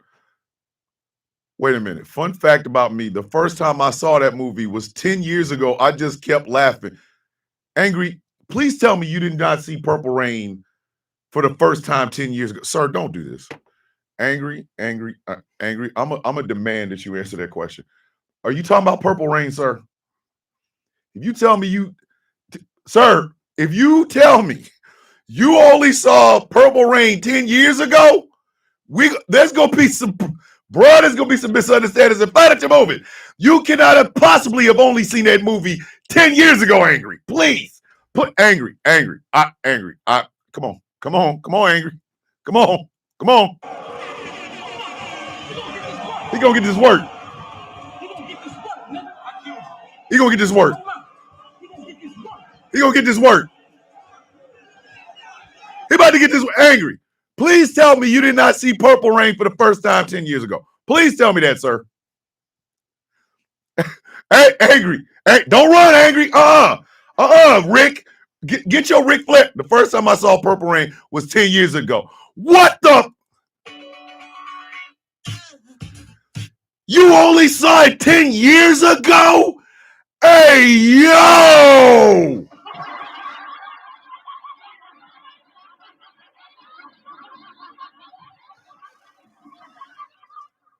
Smoke it. All right, look. I don't ask much of my mods. I don't. Y'all are the 4 horsemen. I'm just JJ Dillon, okay? Smoking I just sat there and said she's never seen it. And you only saw it once. Okay, so I'm guessing asking if either one of y'all saw Under the Cherry Moon would probably be a bridge too far, wouldn't it? Listen, there's only one Prince film that I will never watch again. And that's Graffiti Bridge. Graffiti Bridge came out the weekend it came out. I was in AIT. Yeah, I was in AIT, and we went to the movie theater, right? And we were the only ones in that goddamn movie theater. As much as I love Prince, Graffiti Bridge wasn't it, dog. Like, it wasn't.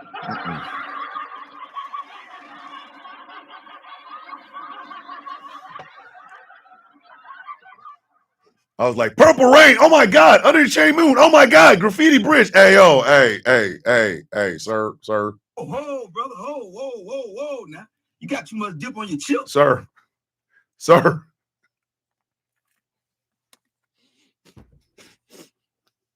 Like, Prince, you didn't have to do that.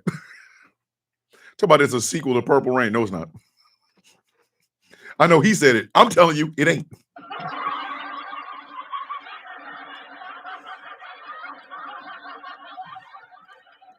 There's a couple of songs on the Graffiti Bridge album that are really cool, but that shit is dog shit. That shit is hot monkey balls. I'm not bullshit. But yeah, I have a copy of Under the Cherry Moon. I have a copy of it.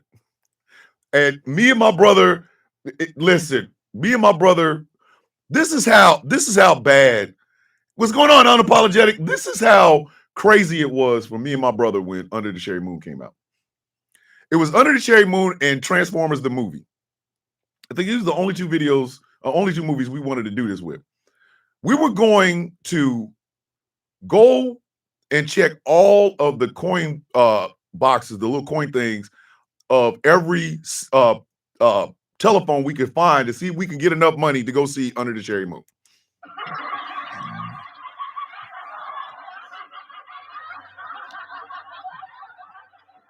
I'm doing great, brother.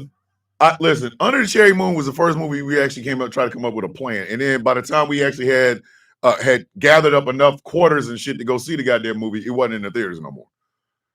And it was that and goddamn Transformers the movie.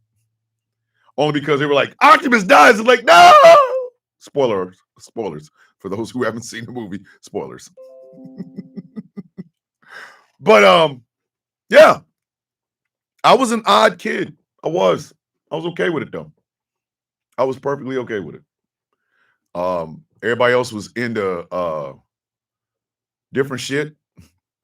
I was a huge Prince fan. Huge. Like one of the biggest. I was walking around giving out Prince facts and shit. Like my mother almost made me stop listening to Prince because of the ending of Darling Nikki that's all backwards and shit. They were like, oh my God, it's satanic. No, it's basically a prayer. He just put it a bitch in backwards. And it's like, duh. It's Prince. He's exotic. Ooh. I knew about the rivalry of Prince and Michael Jackson. Fun fact. If you've ever seen the Bad video, the part Wesley Snipes plays, that was supposed to be Prince.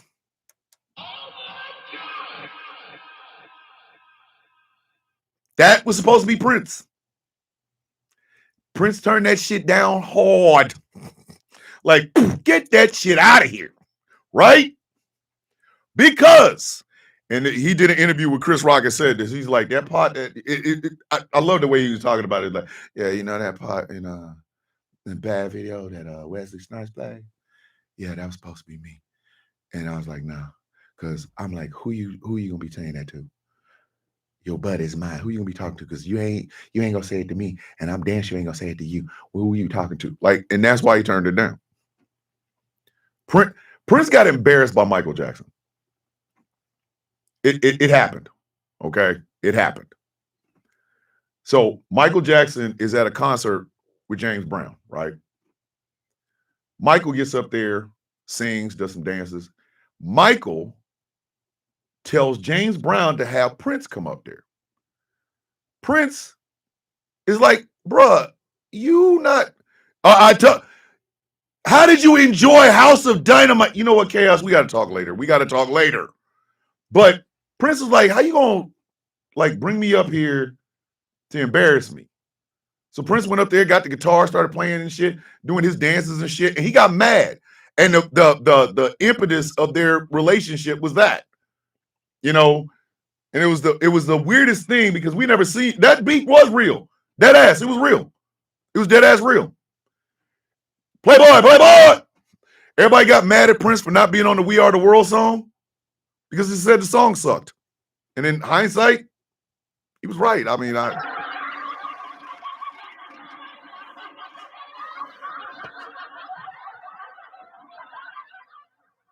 let me be honest with you. Okay. There isn't a room that Huey Lewis should be in with Michael Jackson. There ain't a room in a house. Troy, that shit sucked. Troy, come on. Come on, man. Come on, man. Huey Lewis should never be in a room with Michael Jackson singing. What are you doing here? Willie Nelson can be in there. Huey Lewis, what are you doing? Kim Carnes, if you don't get out of this goddamn room, what are you doing? Over there. Over there. Go over there. Why are you in this room? Listen, Prince saw and heard that song. Was like, I'm good, dog. It's like, Prince want to be on this song. Whoa, brother. Whoa. Now, you got too much dip on your chip. Get over there. Go over there. Why staying in here with you? Go, okay. I want y'all to truly go look at the roster of people that sung the original We Are the World. Lionel Richie absolutely should have been there. He wrote it. And Lionel, between that and Nicole Richie, we Playboy. You had Lionel Richie, you had Michael Jackson, you had Stevie Wonder. You had even Cyndi Lauper. Like, hey, Cindy, what? Why are you in here? Like, people are singing and you came in the room. Like, what is Kenny Loggins?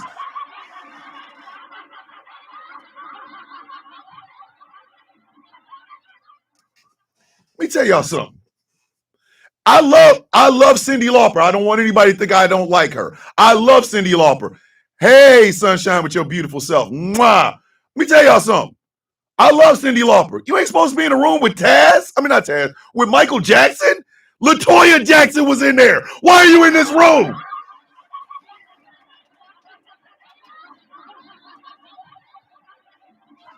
If somebody told you that Billie Holiday, Ella Fitzgerald, and Aretha Franklin were in a room harmonizing, you would not send Ashanti in that room. Like,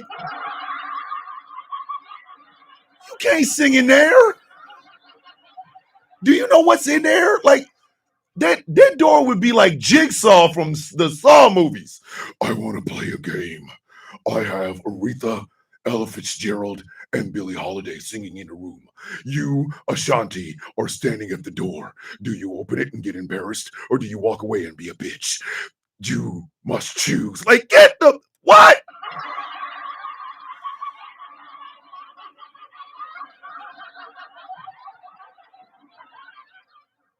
If somebody told you Tina Turner, Tina Marie, somebody told you Tina Marie and Tina Turner were in a room harmonizing, you would not send J-Lo in that room. You would not send J-Lo. Listen, you better not whisper in that room, bitch. You're gonna get blown away. What is wrong with you? And LaToya, LaToya, come on, man. Come on, man. LaToya, go over there.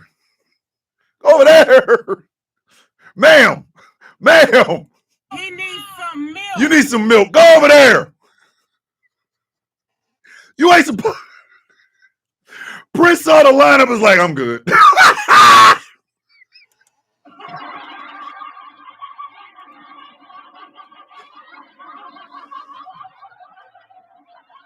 You got some D-tier singers in there with some A-list singers with some Stradivarius singers and shit. Prince looked at that lineup, was like, if you don't get out of here, come on, y'all. Okay, all right, okay. So it's I'm not supposed to say it out loud. Everybody thinking it, but I ain't supposed to say it. Y'all out y'all goddamn mind. Now, Prince did give a song for the album. He did. He did give a song for the album. But as far as being in that room, sing. Prince looked at that shit, was like, bombastic side eye. Is that Cyndi Lauper? Wait a minute, is that Cyndi Lauper? criminal offensive side eye. Hey, yo, I know that isn't Huey Lewis. Wait a minute, you really got Huey Lewis in there? And Kenny Loggins? And you want me on this album? Man, if you don't get the hell out of my face. Listen. Y'all know damn well I'm telling the truth.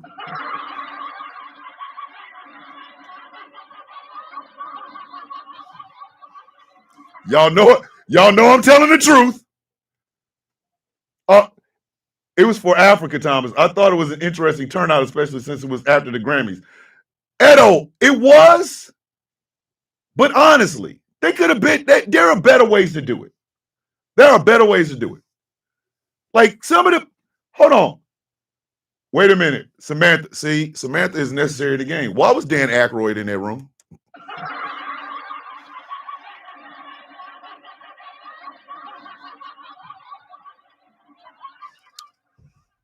Why was Dan Aykroyd singing in there?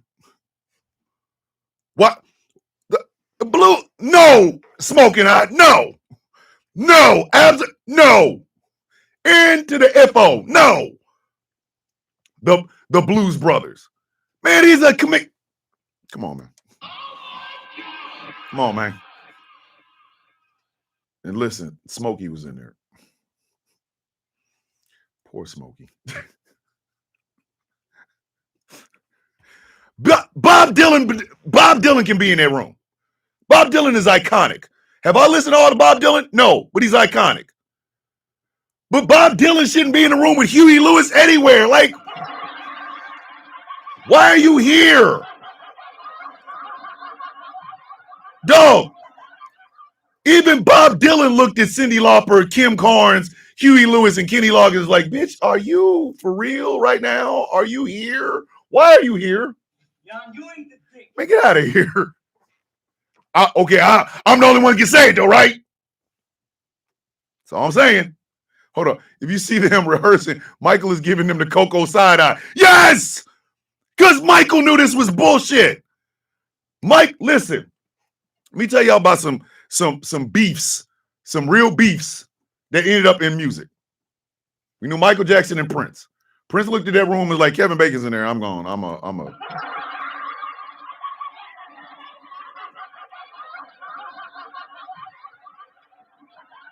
Hold on. So you want me to be in the room and sing with Dan Aykroyd and Kevin Bacon? Yeah, brother. Come on in. That is a real beef. There is another one, though. And both of these men are disgusting, so it don't really matter. I'm glad that they're both out of the goddamn limelight. There was a beef between Aaron Hall and R. Kelly on the Black Men United song, You Will Know. They sing, but they don't sing together.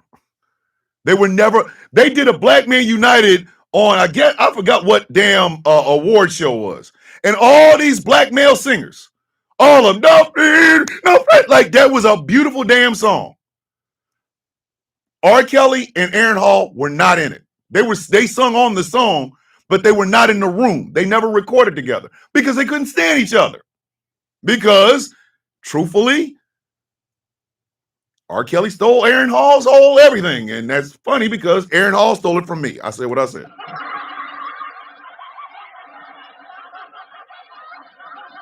I'm just saying, one's in jail, the other one's in hell, and I'm over here hosting the Sound of Coffee. That's all I'm saying.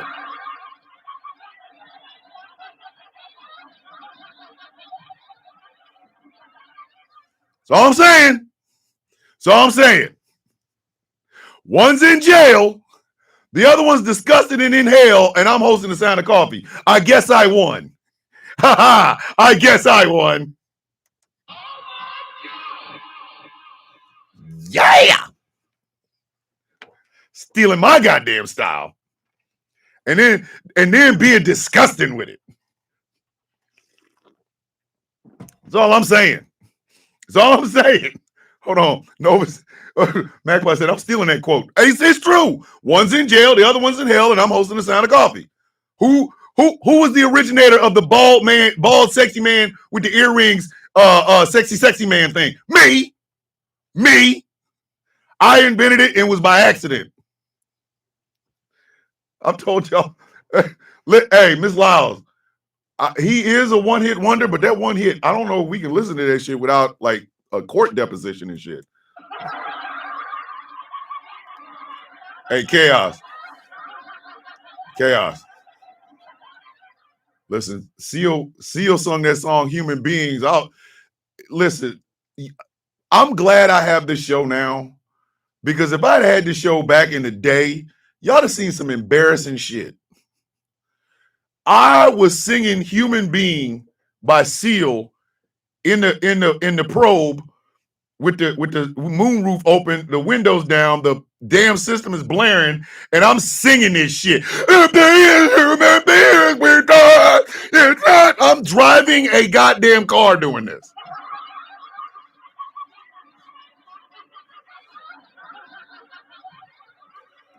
Every time I don't think of Kiss from a Rose when I think of Seal. I think of Human Being. That song, when I tell y'all that song had my ass in tears. I was hauling ass in a 1994 Probe GT, white with a moonroof. At night, seat lean back. I'm driving. I'm holding my hands out like, I'm like killing it. I'm so glad I didn't have a show then. Y'all missed some shit, boy. Y'all did miss some shit. Listen, if I said live from the Probe GT, y'all would just try to tell you. Woo! Some song. Listen, another one. There's a song called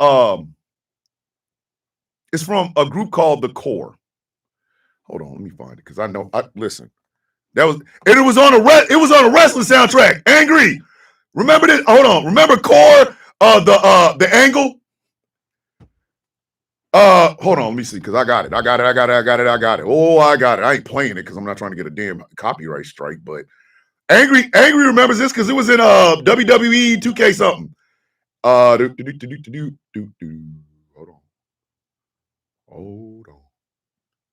What the hell am I doing over there? One day I'm gonna die and you're gonna look for my phone and look for my music and you'll be like, yo, what was he on? Yep, it's called The Angle. Lead me to the angle. Listen, I was on it. When I discovered A Perfect Circle, their first album, 3 Libras, I'm a dramatic black man. I just really want y'all to understand that. This was before my lungs was messed up because I discovered cigarettes, and before I discovered red velvet cake and plus size women all the time. Listen, that 3 Libras by A Perfect Circle. I was in my apartment. This is when my brother and I worked different shifts. I worked during the day and he worked at night. So it was a night shift. I had taken him to work and everything. I come home and I'm sitting here I'm blaring the dog shit out of 3 Libras. You don't see me. I can't get to that high note anymore because, again, sex and cigarettes. You know what I mean?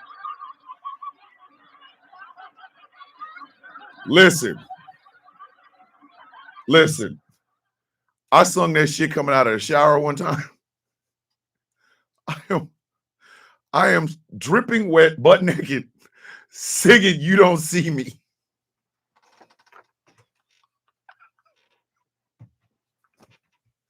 I was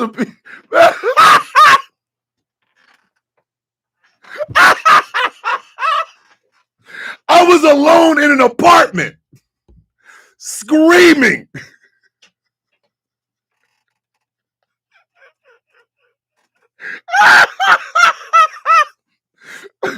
Magpie says singing "You Don't See Me" while buck ass should be a war crime. Hey, yo. Yes, Purple Rain is 2 hours long. You get to see Apollonia. She's very beautiful. Hey, Magpie. Take that. You can have that. Khaleesi with the $10 super chat. 3 Libras is my jam. I love A Perfect Circle. See what I'm saying? Me and Khaleesi understand. When that man starts screaming about you don't see me, that shit hits you in your soul. See you don't see me. You. Come on. That shit hits you in the rib cage, goddammit. Hold on. Ms. Lyles like, sir, with my vivid imagination. Ms. Lyles, I'm sorry. I don't know what to tell you. My bad. Boy, look. I have my arms out.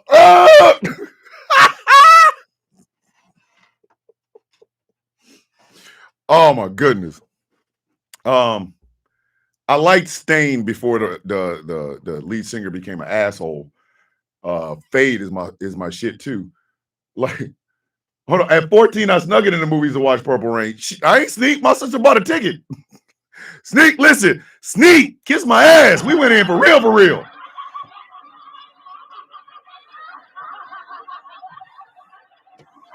First, you have to purify yourself in the waters of Lake Minnetonka. What? You have to purify yourself in Lake Minnetonka. Okay. I've always wanted to say this about Purple Rain. Okay. Here's a question. I drive you someplace you've never been before. You're trying to get along with me, trying to know me. I tell you, you had to purify yourself in the waters of Lake Minnetonka. But we buy a lake. Do you know whether or not that's Minnetonka? And if so, if you don't know, why you get naked? Like what?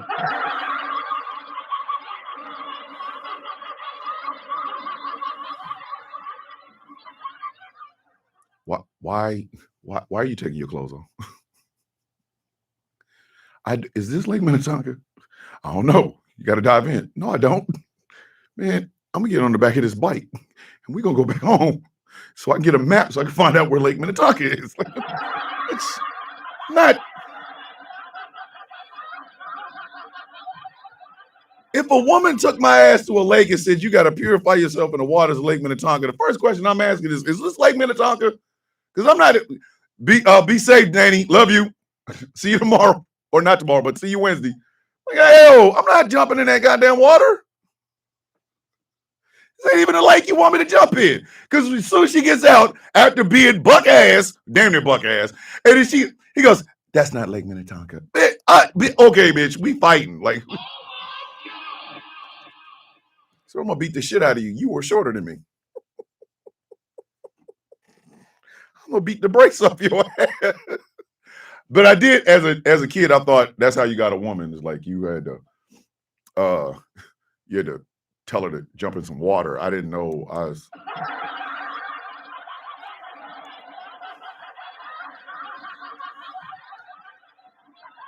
The only water that I knew of in Kansas City was the viaduct over there by Emmanuel Cleaver. I'm not gonna tell no woman to jump in that shit.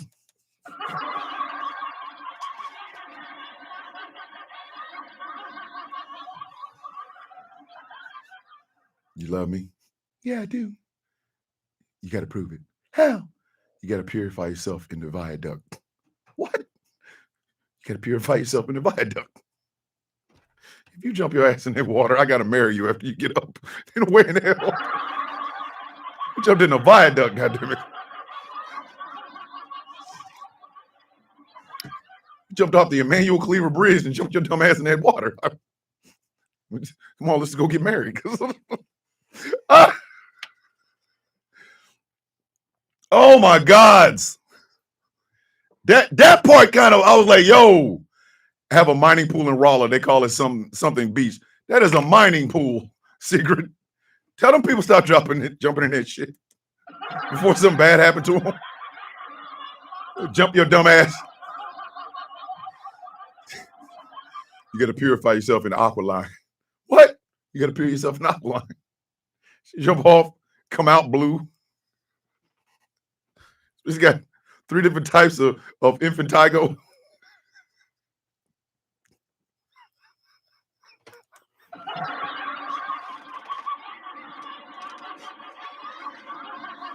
What if that water had sludge in it?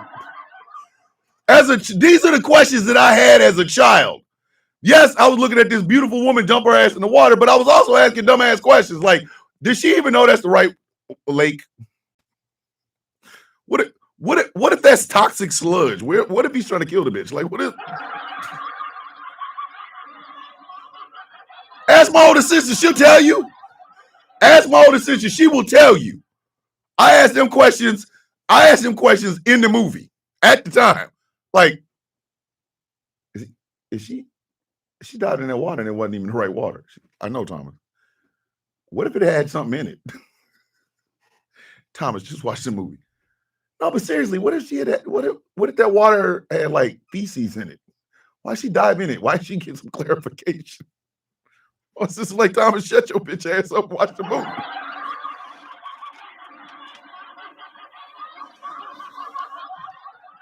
Hell, I look like I could, and I didn't have a game as a child. I did not have, you know what I mean? I did not have any game. Good morning, Thick and Tired. I had no game whatsoever as a child. As a young man, it was horrible. Okay, he did try to stop her. It was wait. No, he should have physically like, hey, don't jump in that shit. I had no game whatsoever.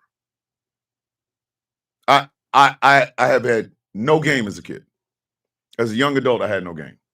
I didn't actually start getting game until I was 18 years old and away from my mom's house.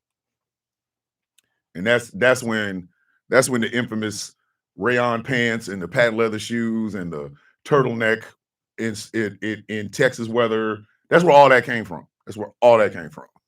You know, he was 2'2" and 60 pounds. Who was he stopping? Taz, come on.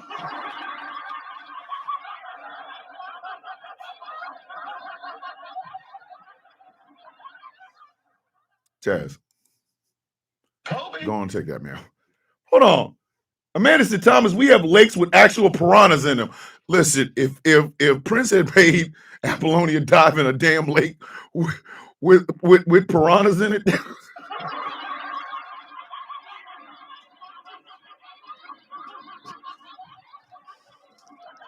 I'm trying to explain this to you. Let that woman, if she had dived in a damn lake with piranhas in it,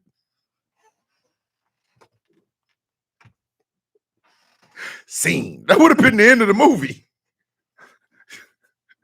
Prince is responsible for a murder. He told that woman to jump in the water. She jumped in and the piranhas ate her ass up. We eating Apollonia tonight, mother effer. Yes, Magpie, he's still alive in jail. Singing for the Lord. Listen, I saw Mandingo as a young man. I don't recommend anybody watch that film. I recommend no one watch that film ever. Do not ever watch the movie Mandingo. Please don't. Just do yourself a favor and don't. I'm gonna explain something to you. When George Jefferson's neighbor, the nice guy, what is his name, Bentley, Mr. Bentley. When Mr. Bentley shows up on the film and is looking in the booty hole of naked black men, you know that's not a movie you need to see.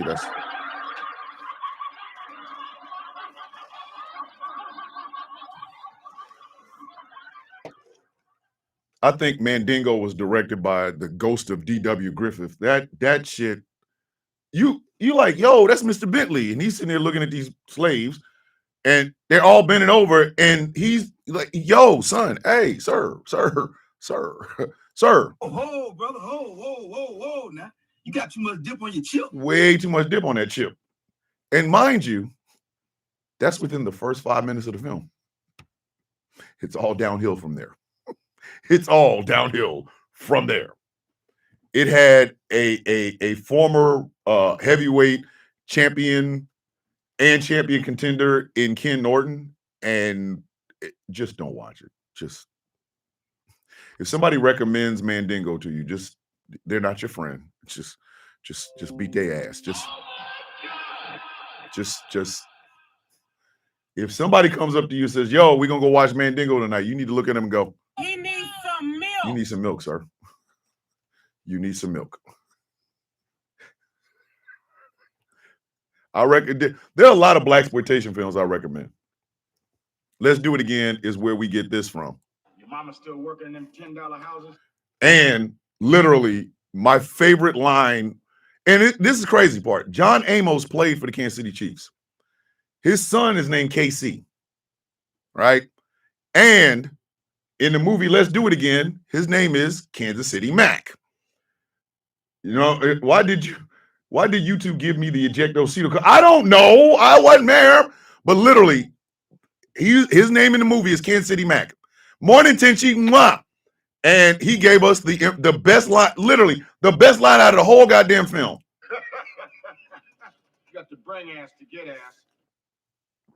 I have told y'all about the time I watched Scarface twice, snorted up shit, and fell over, and my brother laughed at me. That was a real thing. And I can't sit here and say that I was a young child when that happened. No, I was 23, I think, 23, 24. No, I was 20.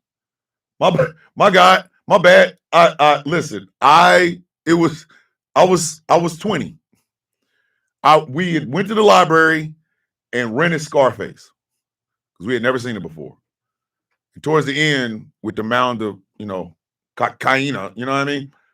Tony's like, I thought I could do it. I think the first time was with aspirin. I should have stopped right there. That hurt.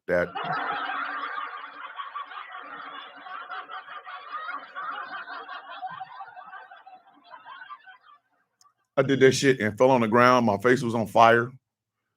My brother tried to help me by pouring water in my nose. Just made it worse. And then after I finally got it all situated, because we couldn't tell my mom I did this, I'm blowing this shit out of this nostril like, yo! After it was done, my face was burning and shit. Rocky looked at me and said, "You snorted aspirin through a nose. You stupid."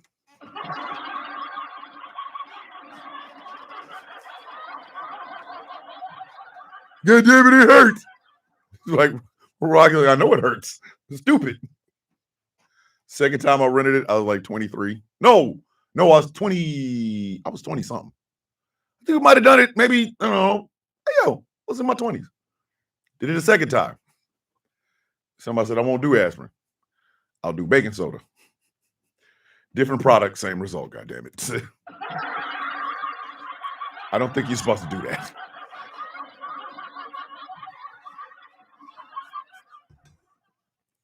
I don't think you're supposed to do that. I don't think baking soda goes in your nose. This shit hurts.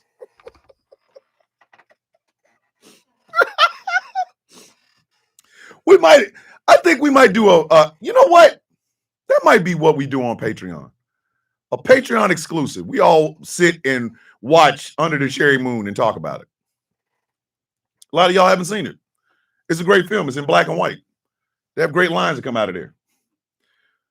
If you wanted a Sam Cooke album, where would you go? The record store.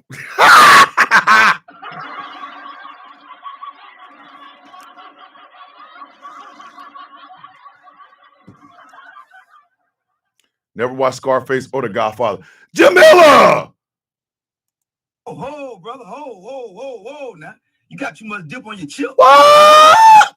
Listen, is that what we're going to have to do? The Sound of Coffee presents a watch along. Is that what we're going to have to do? I think we're going to have to do that. No, Jay Thomas, I didn't pick nothing. My right nostril was burning for at least 2 days. I kept blowing shit out of my nose. I had to. That shit hurt. I think we might do that. The Sound of Coffee presents watch-alongs. Hey, Taz, I'm not judging. All I'm saying is, yo. We might do that. We really might do that. Hey, Josh, the pleasure and honor is all ours. We just wanted you to know that we are extremely happy that you beat cancer, sir.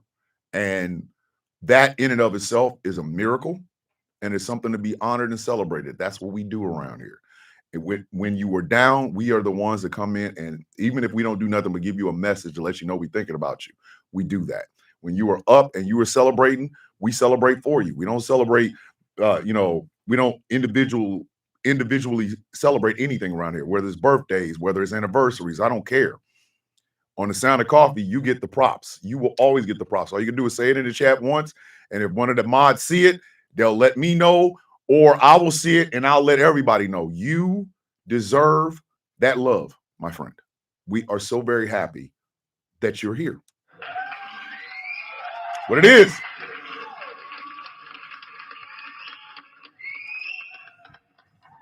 Like, I'm dead ass. We probably would do that.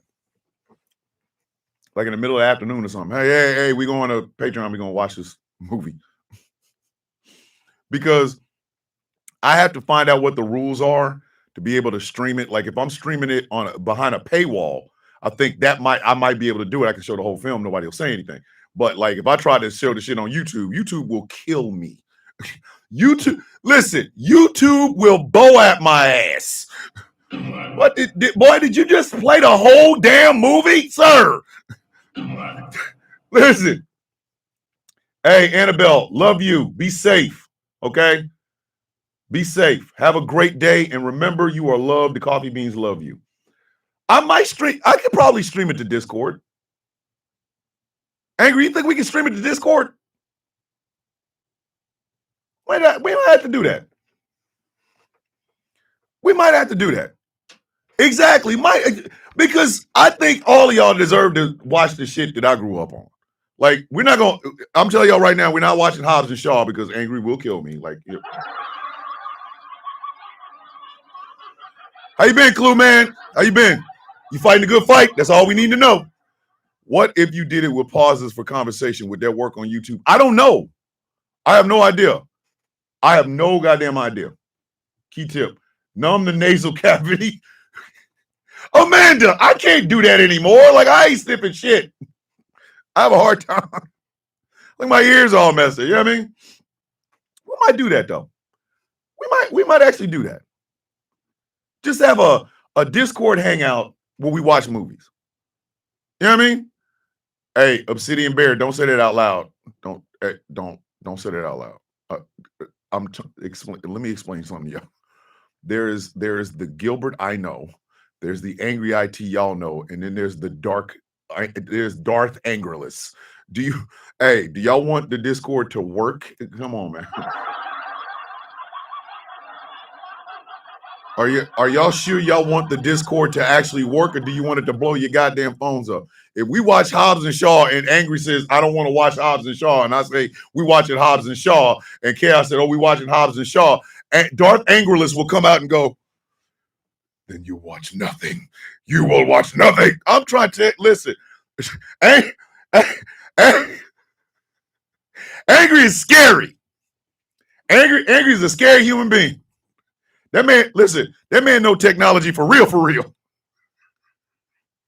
Darth Angerless will mess up your credit score while you try to watch Hobbs and Shaw.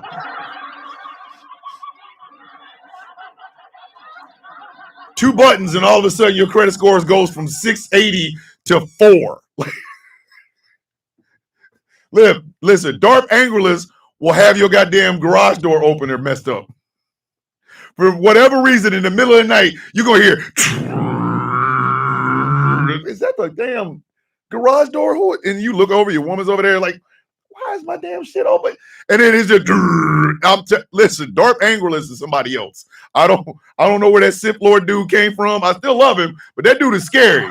Kiss my ass. Shit. I play the villain with words. Angry play the villain with your goddamn. Listen, that man is the man Anonymous calls and shit. Between him and Taz, between him and Taz, they are scary. You know what I mean? They're very scary. They're not to be trifled with, you know? I don't know. We might do it. I don't know. But yeah, I wanna because that's your IT twin, Taz. That's why. Yeah, you know why. Get out of here. You know why. Yeah, I want to. I really. She said, "I'm behaving right now." Hey, yo, as long as I have my corny, cheesy popcorn movie on my listen, I will watch Hobbs and Shaw on my own. I won't mention it in the presence of Angry because that shit. Listen, say you want to watch Angry. Tell Angry you want to watch Hobbs and Shaw, and he's going to look at you. He ain't going to say it, but he's going to look at you like, I'm leaving here with something. I mean, I'm from around the way. I'm leaving with something. he leaving with something. Angry like, I'm leaving it with something. I hope you didn't think you was gonna get all that shit. I'm leaving it with something. That man will get behind the computer, have your shit messed up. You call him and go, what happened to my shit? Darth Angelus will answer and go, You know, I'm surgical with this bitch, Jake. How you want it? that dude's scary. I want y'all to understand how scary Angry is. We're talking about something that happened last year. I had him sit down and watch Hobbs and Shaw last year. Angry has never forgiven me. That's the crap.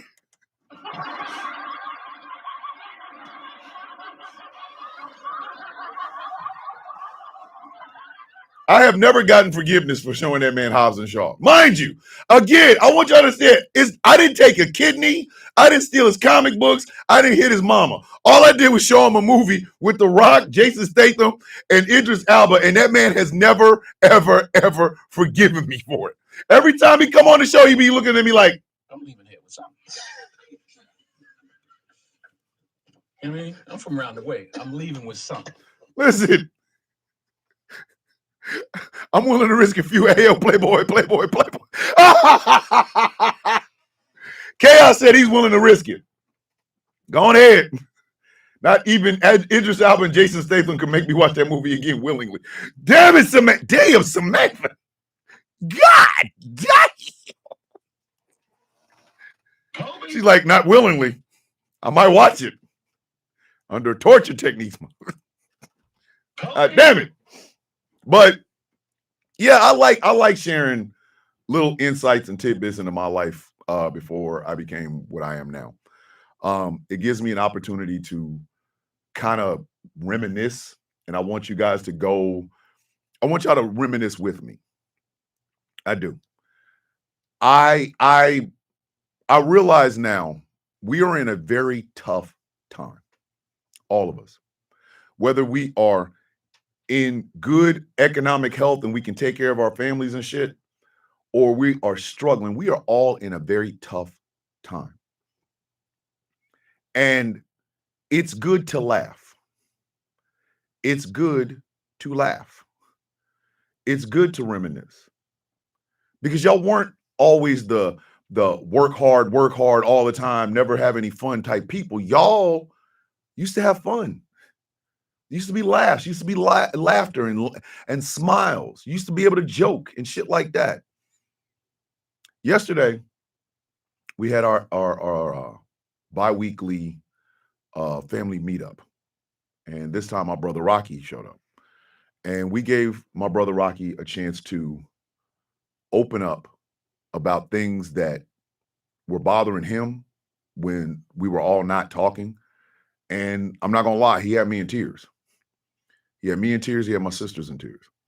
And we told him, you're a part of this. There's 5, okay? There are 5 of us. It's not 1, it's not 3, it's 5. My mother and my father have 5 kids. It's us. And I did something yesterday that I don't want a pat on the back or anything for. I just want y'all to know this is what growth looks like. I told my brother and my sister, send my sister Quisha the link. Let her come in. We will all mute up, same way we did today, and we will let her talk, let her get all of this out of her system, and then we'll discuss it. Do y'all know how good that feels? Do y'all know how good that feels? For me to actually want to talk to my little sister. You know what I mean? It's a tough time. Our politicians are playing with people's food. They're playing with people's food, and they're playing with people's health. And a lot of times it hurts. I get it. I understand. Please do not think just because I'm in this position that I do not understand. Oh no, I understand completely. I'm telling you, I understand completely. But I don't want y'all to forget to have fun. Laugh at yourself. Magpie, that's the goal. We talked about this on the show last night. The grind mentality is bullshit. I'm saying it right here.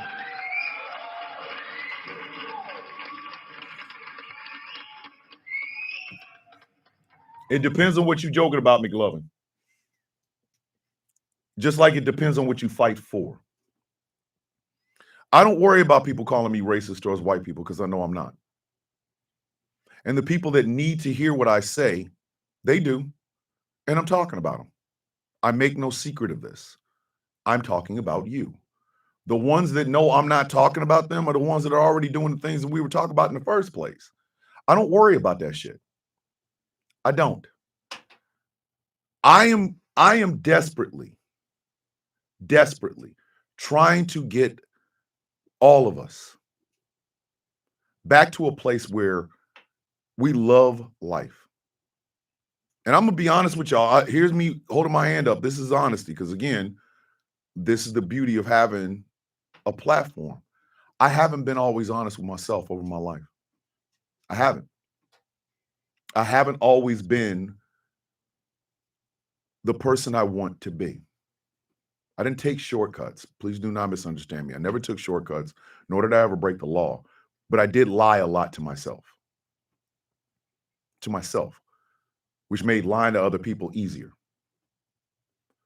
Right now, we are in the time of the lies. We are actually in the time of the lies. Good morning, Free. Our politicians will lie to us. Our media will lie to us. Our friends will lie to us. Our pastors and priests will lie to us. Social media will lie to you. Print media will lie to you. Legacy media will lie to you. Twitter lies to you. Instagram lies to you. Facebook lies to you. Snapchat lies to you. They tell you that the grind is the only thing that matters. The money, you gotta get the money. You gotta get the money. And nobody is telling you guys it is okay to have fun. Nobody is telling y'all it's okay to have a work-life balance. Everybody sits up and gets mad at people on food stamps or government assistance and say, get a job. Bitch, they already have one. What do you want them to do? Get a second or third job? What about their kids? What about their family? What about their loved ones? What about their quality of life? Men are not taking care of ourselves because we're too busy grinding, trying to get the money and this, that, and the third, and trying to look down on people who we think aren't up here with our work ethic, which we should actually really examine because all we're doing is working. We're not even enjoying the life that we're trying to build. I'm trying to bring that back. Love you, can we not? I'm trying to fix that. One of the things I want to see in the restructured Villains Guild is the 3 A's. Activism, advocacy, and awareness. I want there to be a group of people in the guild who do activism. They're the ones at the marches. They're the ones that get interviewed on television to tell them about why they're out there marching. That is the activism part of it. Advocacy. I want there to be a part of the guild that talks about, okay, this food bank needs food. Here is their address. Here's their telephone number. If you'd like to send them donations, this, that, and the third. Made aware of things like this school or these schools or this area that I'm going to is needing people to donate blankets and donate food and things of that nature. That is advocacy. And then I want there to be a group that deals with awareness. The information hub. Check the source. Is that good? Yes. Okay. The guild says this. The guild talks about this. We want to bring attention to this. One of the reasons I love Elijah with all of my heart, and I will always consider him my brother to the very day I die, and will happily let him lead me in the Outcast Nation, is because that's what they're doing. I want the guild to reflect the society that we live in. But one thing, I do not want anybody inside the guild or outside the guild. There he is. Hello, my son. I love you. Have I told you I love you today, kid? I love you and I'm proud of you. I'm glad to see you here. You know, I do this every morning at 8 a.m. or at 7 a.m. your time. But the one thing I always want y'all to remember is do not grind yourself into something unrecognizable. I have no problem making fun of myself. I have no problem making fun of myself. But for example, my son is here. He's in the chat right there. He's my son. And okay. Well, every morning, kid, every morning, 7 a.m. your time, I'm on TikTok, I'm on YouTube, I'm on the radio, and you coming in here kind of I'm blushing. You can't see it, but your daddy's blushing. But I want you all to remember to enjoy yourself.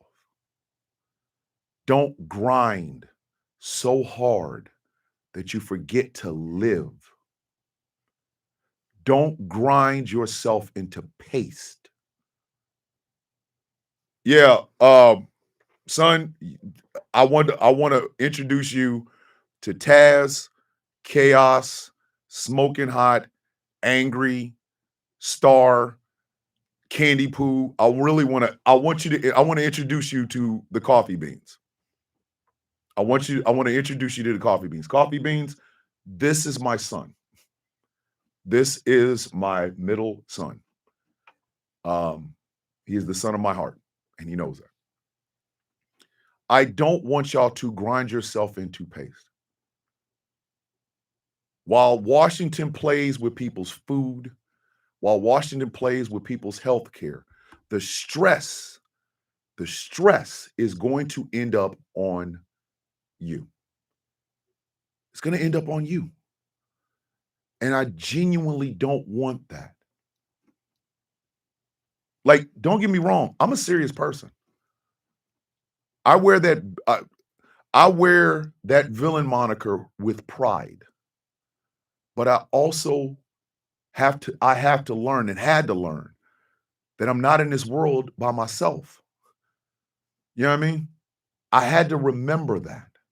I had to remember that I'm not just this island. I'm not just this depressed man that's in this world alone. I've got a beautiful wife. I've got great kids. Like, my kid is in here, and I'm telling you, I'm blushing. Y'all can't see it, but I'm blushing like hell. I have beautiful kids. I've got great grandkids. I've got good friends. Star O'Gwen with the inspirational word of the day. Be limitless today. I am proud of you. Move like your footsteps power the earth's rotation. That's the inspirational word from Miss Star O'Gwen. Don't grind yourself to death. Not for these people. Don't grind yourself to death in the pursuit of money. Take some time to laugh at yourself. Take some time to laugh at others. Take some time to fall in love and be intimate. Take time to laugh. Take time to remember where you come from and the friends that you have made along the way. It has taken me almost 53 years or almost 54 years of my life to learn that. But I'm trying. I come here every day because I get a chance to hang out with y'all. Y'all notice I've never asked how many people are in the room, right? Y'all notice that, right? I've never counted. I don't care. I talk my shit. I read the comments, and we all have fun. Because this is the sort of life I want. This is the sort of life that I have been telling my son that I want for him. Yes, he's going to have to work. Welcome to American society. But I want him to fall in love. I want him to laugh. I want him to be able to enjoy being around somebody, having good friends. I don't care if they're online, don't matter to me. As long as you have people that give you the input and the affirmation that you need is something that I realized as a young kid I didn't get. I've made mistakes, baby. I have made so many mistakes. If I had to pay for all of them, it would take me the rest of my life to do so. But I deal with the here and now. And here and now, right now, I can honestly tell y'all, I'm very happy. I'm happy to be here. I'm happy to be around y'all. I'm happy to be able to do this job every day. I get a joy out of this that y'all will never know. And then I turn the mic off. I go inside and I get to love on my wife and kiss my daughter. I get to call my son and say, hey, I love you. I get to talk to Angry and Taz and Chaos and Jess, and I get to host shows with these guys. These are my friends. I'm a co-owner of a radio station that is doing nothing more than getting bigger as we go along. I have an awesome life. No matter what happens in Washington, D.C., remember these people work for you. And remember, you are not a slave to the money. Grinding will get you nowhere. Do not listen to these people. Don't listen to the people that tell you you're poor, but you're on food stamps. Oh, wow, get a job. You already have one. Do not let them take your dignity from you. Do not ever let them take your dignity from you. Whether you are living in a shelter, whether you are living in a trailer, whether you are living in a hotel, whether you're living in an RV, whether you are living in a storage unit, you are still a human being. You are still a human being. And you deserve dignity in that. Whatever they do in Washington, prepare yourself. Whatever our senators and congresspeople do, prepare yourself. Lean on those who are there for you. Lean on those who care about you. I might not have a lot of money. Yes, it is, son. It is absolutely a lost art, which is one of the things I try to do in this show is give out empathy and love. I might not have a lot of money, but if you need me to put your GoFundMe up, I'll put your GoFundMe up. If you need me to get the word out, I get the word out. I told y'all about Road Rebel this morning. Please go to his TikTok page, and if you can't donate, please send him some love. I celebrate your victories, like with Josh overcoming cancer. I cry with you, like Goddess Maeve in her housing situation. Or damn, I know they're in here. I can't think of it. But anyway. I do these things not because I am looking for validation. I do these things not because I am looking to put on a cape and call myself a superhero. I do them because this is what my mother and father raised me to be. All those old stories, all those great stories of me as a kid, the good and the bad. My first kiss and a cop cracking the back of my head open. Me graduating and my father walking back in my life. All of those things shaped me. I know you did. Yes, I did. Yes. All of these things shaped me to the person that I am today. I am being my mother and father's son when I tell you I love you. I am being my mother and father's son when I tell you you are worth it. I am being my mother and father's son when I tell you that I love, respect, admire, and cheer for you. Not as a politician, not as somebody who's on TikTok trying to get money or nothing. Just because this is who I am. This is who I've always been. The old me is gone. It's in 2 tough boxes in my office. This is the new me. Again, the villains of the world in today's parlance are the ones that will fight for you because everybody else is fighting for them. Whether it's rich corporations, rich people, their own re-elections, the church or heritage foundations or something like that, they are considered heroes, patriots, the good guys. So somebody has to be the person that fights for you. Somebody has to be the bad guy. No story is complete without an antagonist to it. I said from day one, I am the villain of the story. I am the antagonist. And I'm okay with that because I know what I am doing, I'm not doing for selfish needs. I'm not doing because I need my ego stroke. I'm doing it because of you.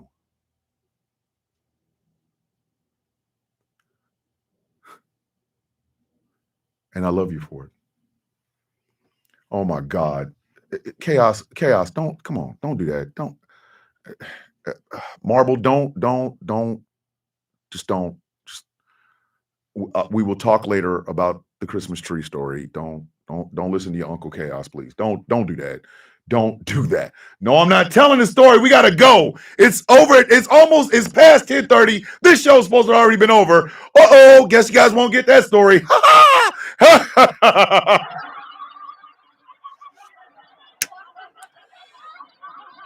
As always, ladies and gentlemen, if you like what I'm doing and would like to support, think about becoming a Patreon at patreon.com/Thomas the Villain Bishop. For as little as $3 a month, you can help me keep all of this running. The lights, the computers, the internet, the cameras.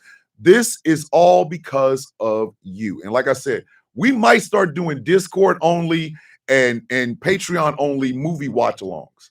I've always wanted to do, I've asked Angry. Me and Angry have planned a movie show for about 3 years now. We have been wanting to do a show dedicated to ripping movies apart. We did Cocaine Bear, which I love. We did Joss Whedon's Justice League. I love doing that. I love doing that. Yeah. I'm the comic relief. Yep. Yes, you are. So think about becoming a Patreon at patreon.com/Thomas the Villain Bishop. This show is brought to you in part by Smooth California. Skincare products will make you look and feel your absolute best. And remember, they're all natural. Trust me. Oh, my skin feels so good, Daddy. Did I call myself Daddy? That's wild. That's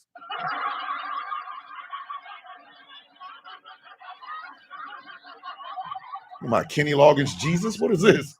Thomas about to be laying on a couch like Elvira. Probably, go to smoothca.online. Type in the villain 10 for 25% off of your purchase. Smoothca.online. Show is brought to you in part by Melanated Excellence, a celebration of the melanation. But remember, you don't have to be melanated to be a part of the celebration. Melexcellence.com. And this show is brought to you in part by Rep Your Set.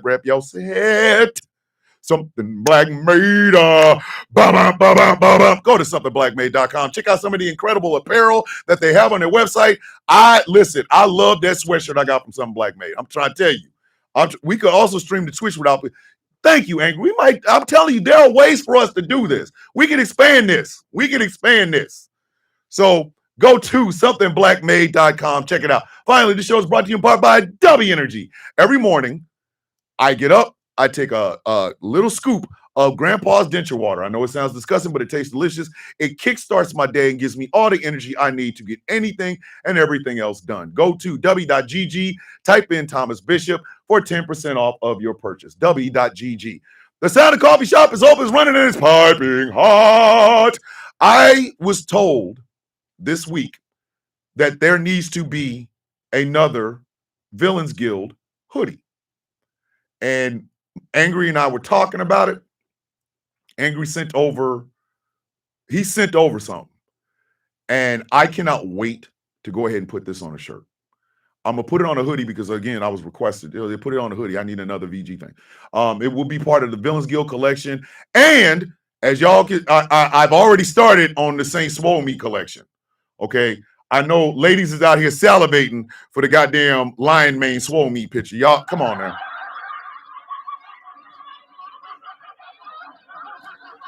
That's why if you over on TikTok, over on my right-hand side is the swole meat. Like, yeah, listen, women are out here.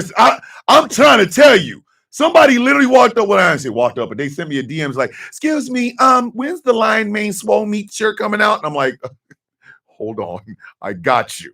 I got to put him on a coffee mug and on a shirt so that you ladies this winter can have Swole Meat all in the front and a you know a Saint Swole Meat signature on the back." I'm trying to listen. When Swole Meat come through, listen, the pheromones will get you pregnant. That's all. It's not my fault. It's not my fault. I didn't do it. It's not my fault. It's not my fault that this man can walk past you and the sweat off of his skin can get you pregnant. It's not. I didn't do it. It's him.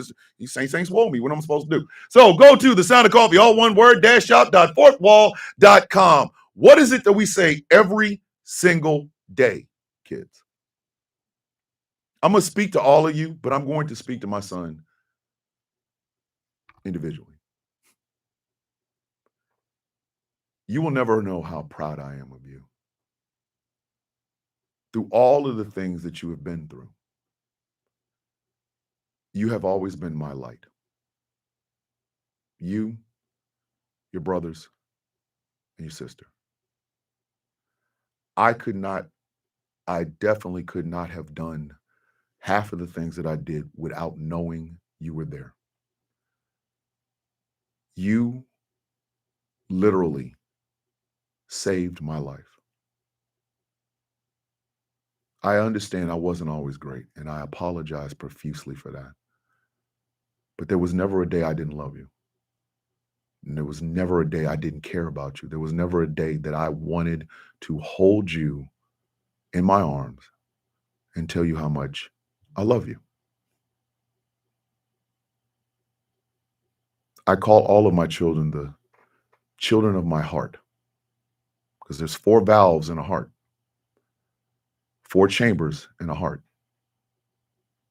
And in my chambers are my children.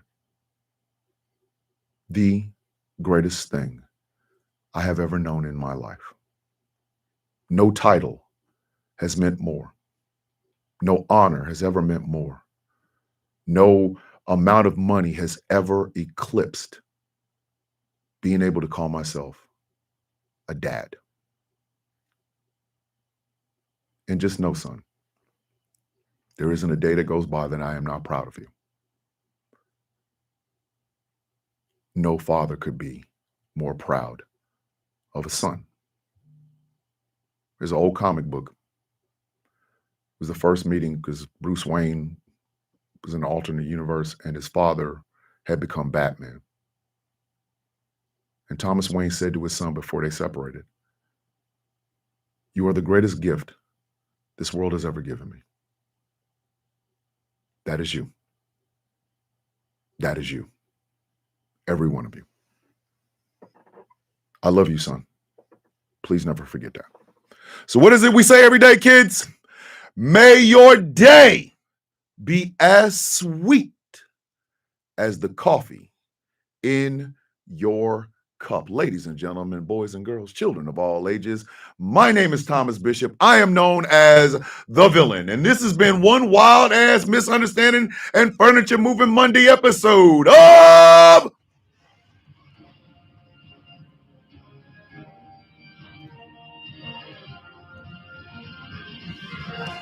The Sound of Coffee on Ghost Law Productions Radio, GCPR, where every voice matters. Remember, there will be no show tomorrow. I'm going to a veterans event, or not event, a celebration at my grandson's elementary school. I cannot wait to go. I went last year and it was fantastic. So I'm going back this year. No show tomorrow. We will be back here on Wednesday for Why in the Actual French Fried Funky Fresh F Wednesday. I love you. I am proud of you. Jacina with the good word. Hydrate, elevate, self-love is self-care. I love you. Have a beautiful day on purpose. That is the good word from Tracina. And I will end it like this, as I always do. With love in my heart, I say this. With peace on my mind, I give this. All right. For the benefit of those who are still ovulating, please step back away from your cameras because I'm about to say something. God damn, this man fine as hell, girl. Oh, Lord, he gets so fine. If he get any more fine, he going to be silk. And just a tad bit of hair grease. I will see you all on Wednesday. I love y'all. Have a great day. Peace. You guys be good. Please. I need y'all all back bright and early on Wednesday. And I love y'all. Don't forget,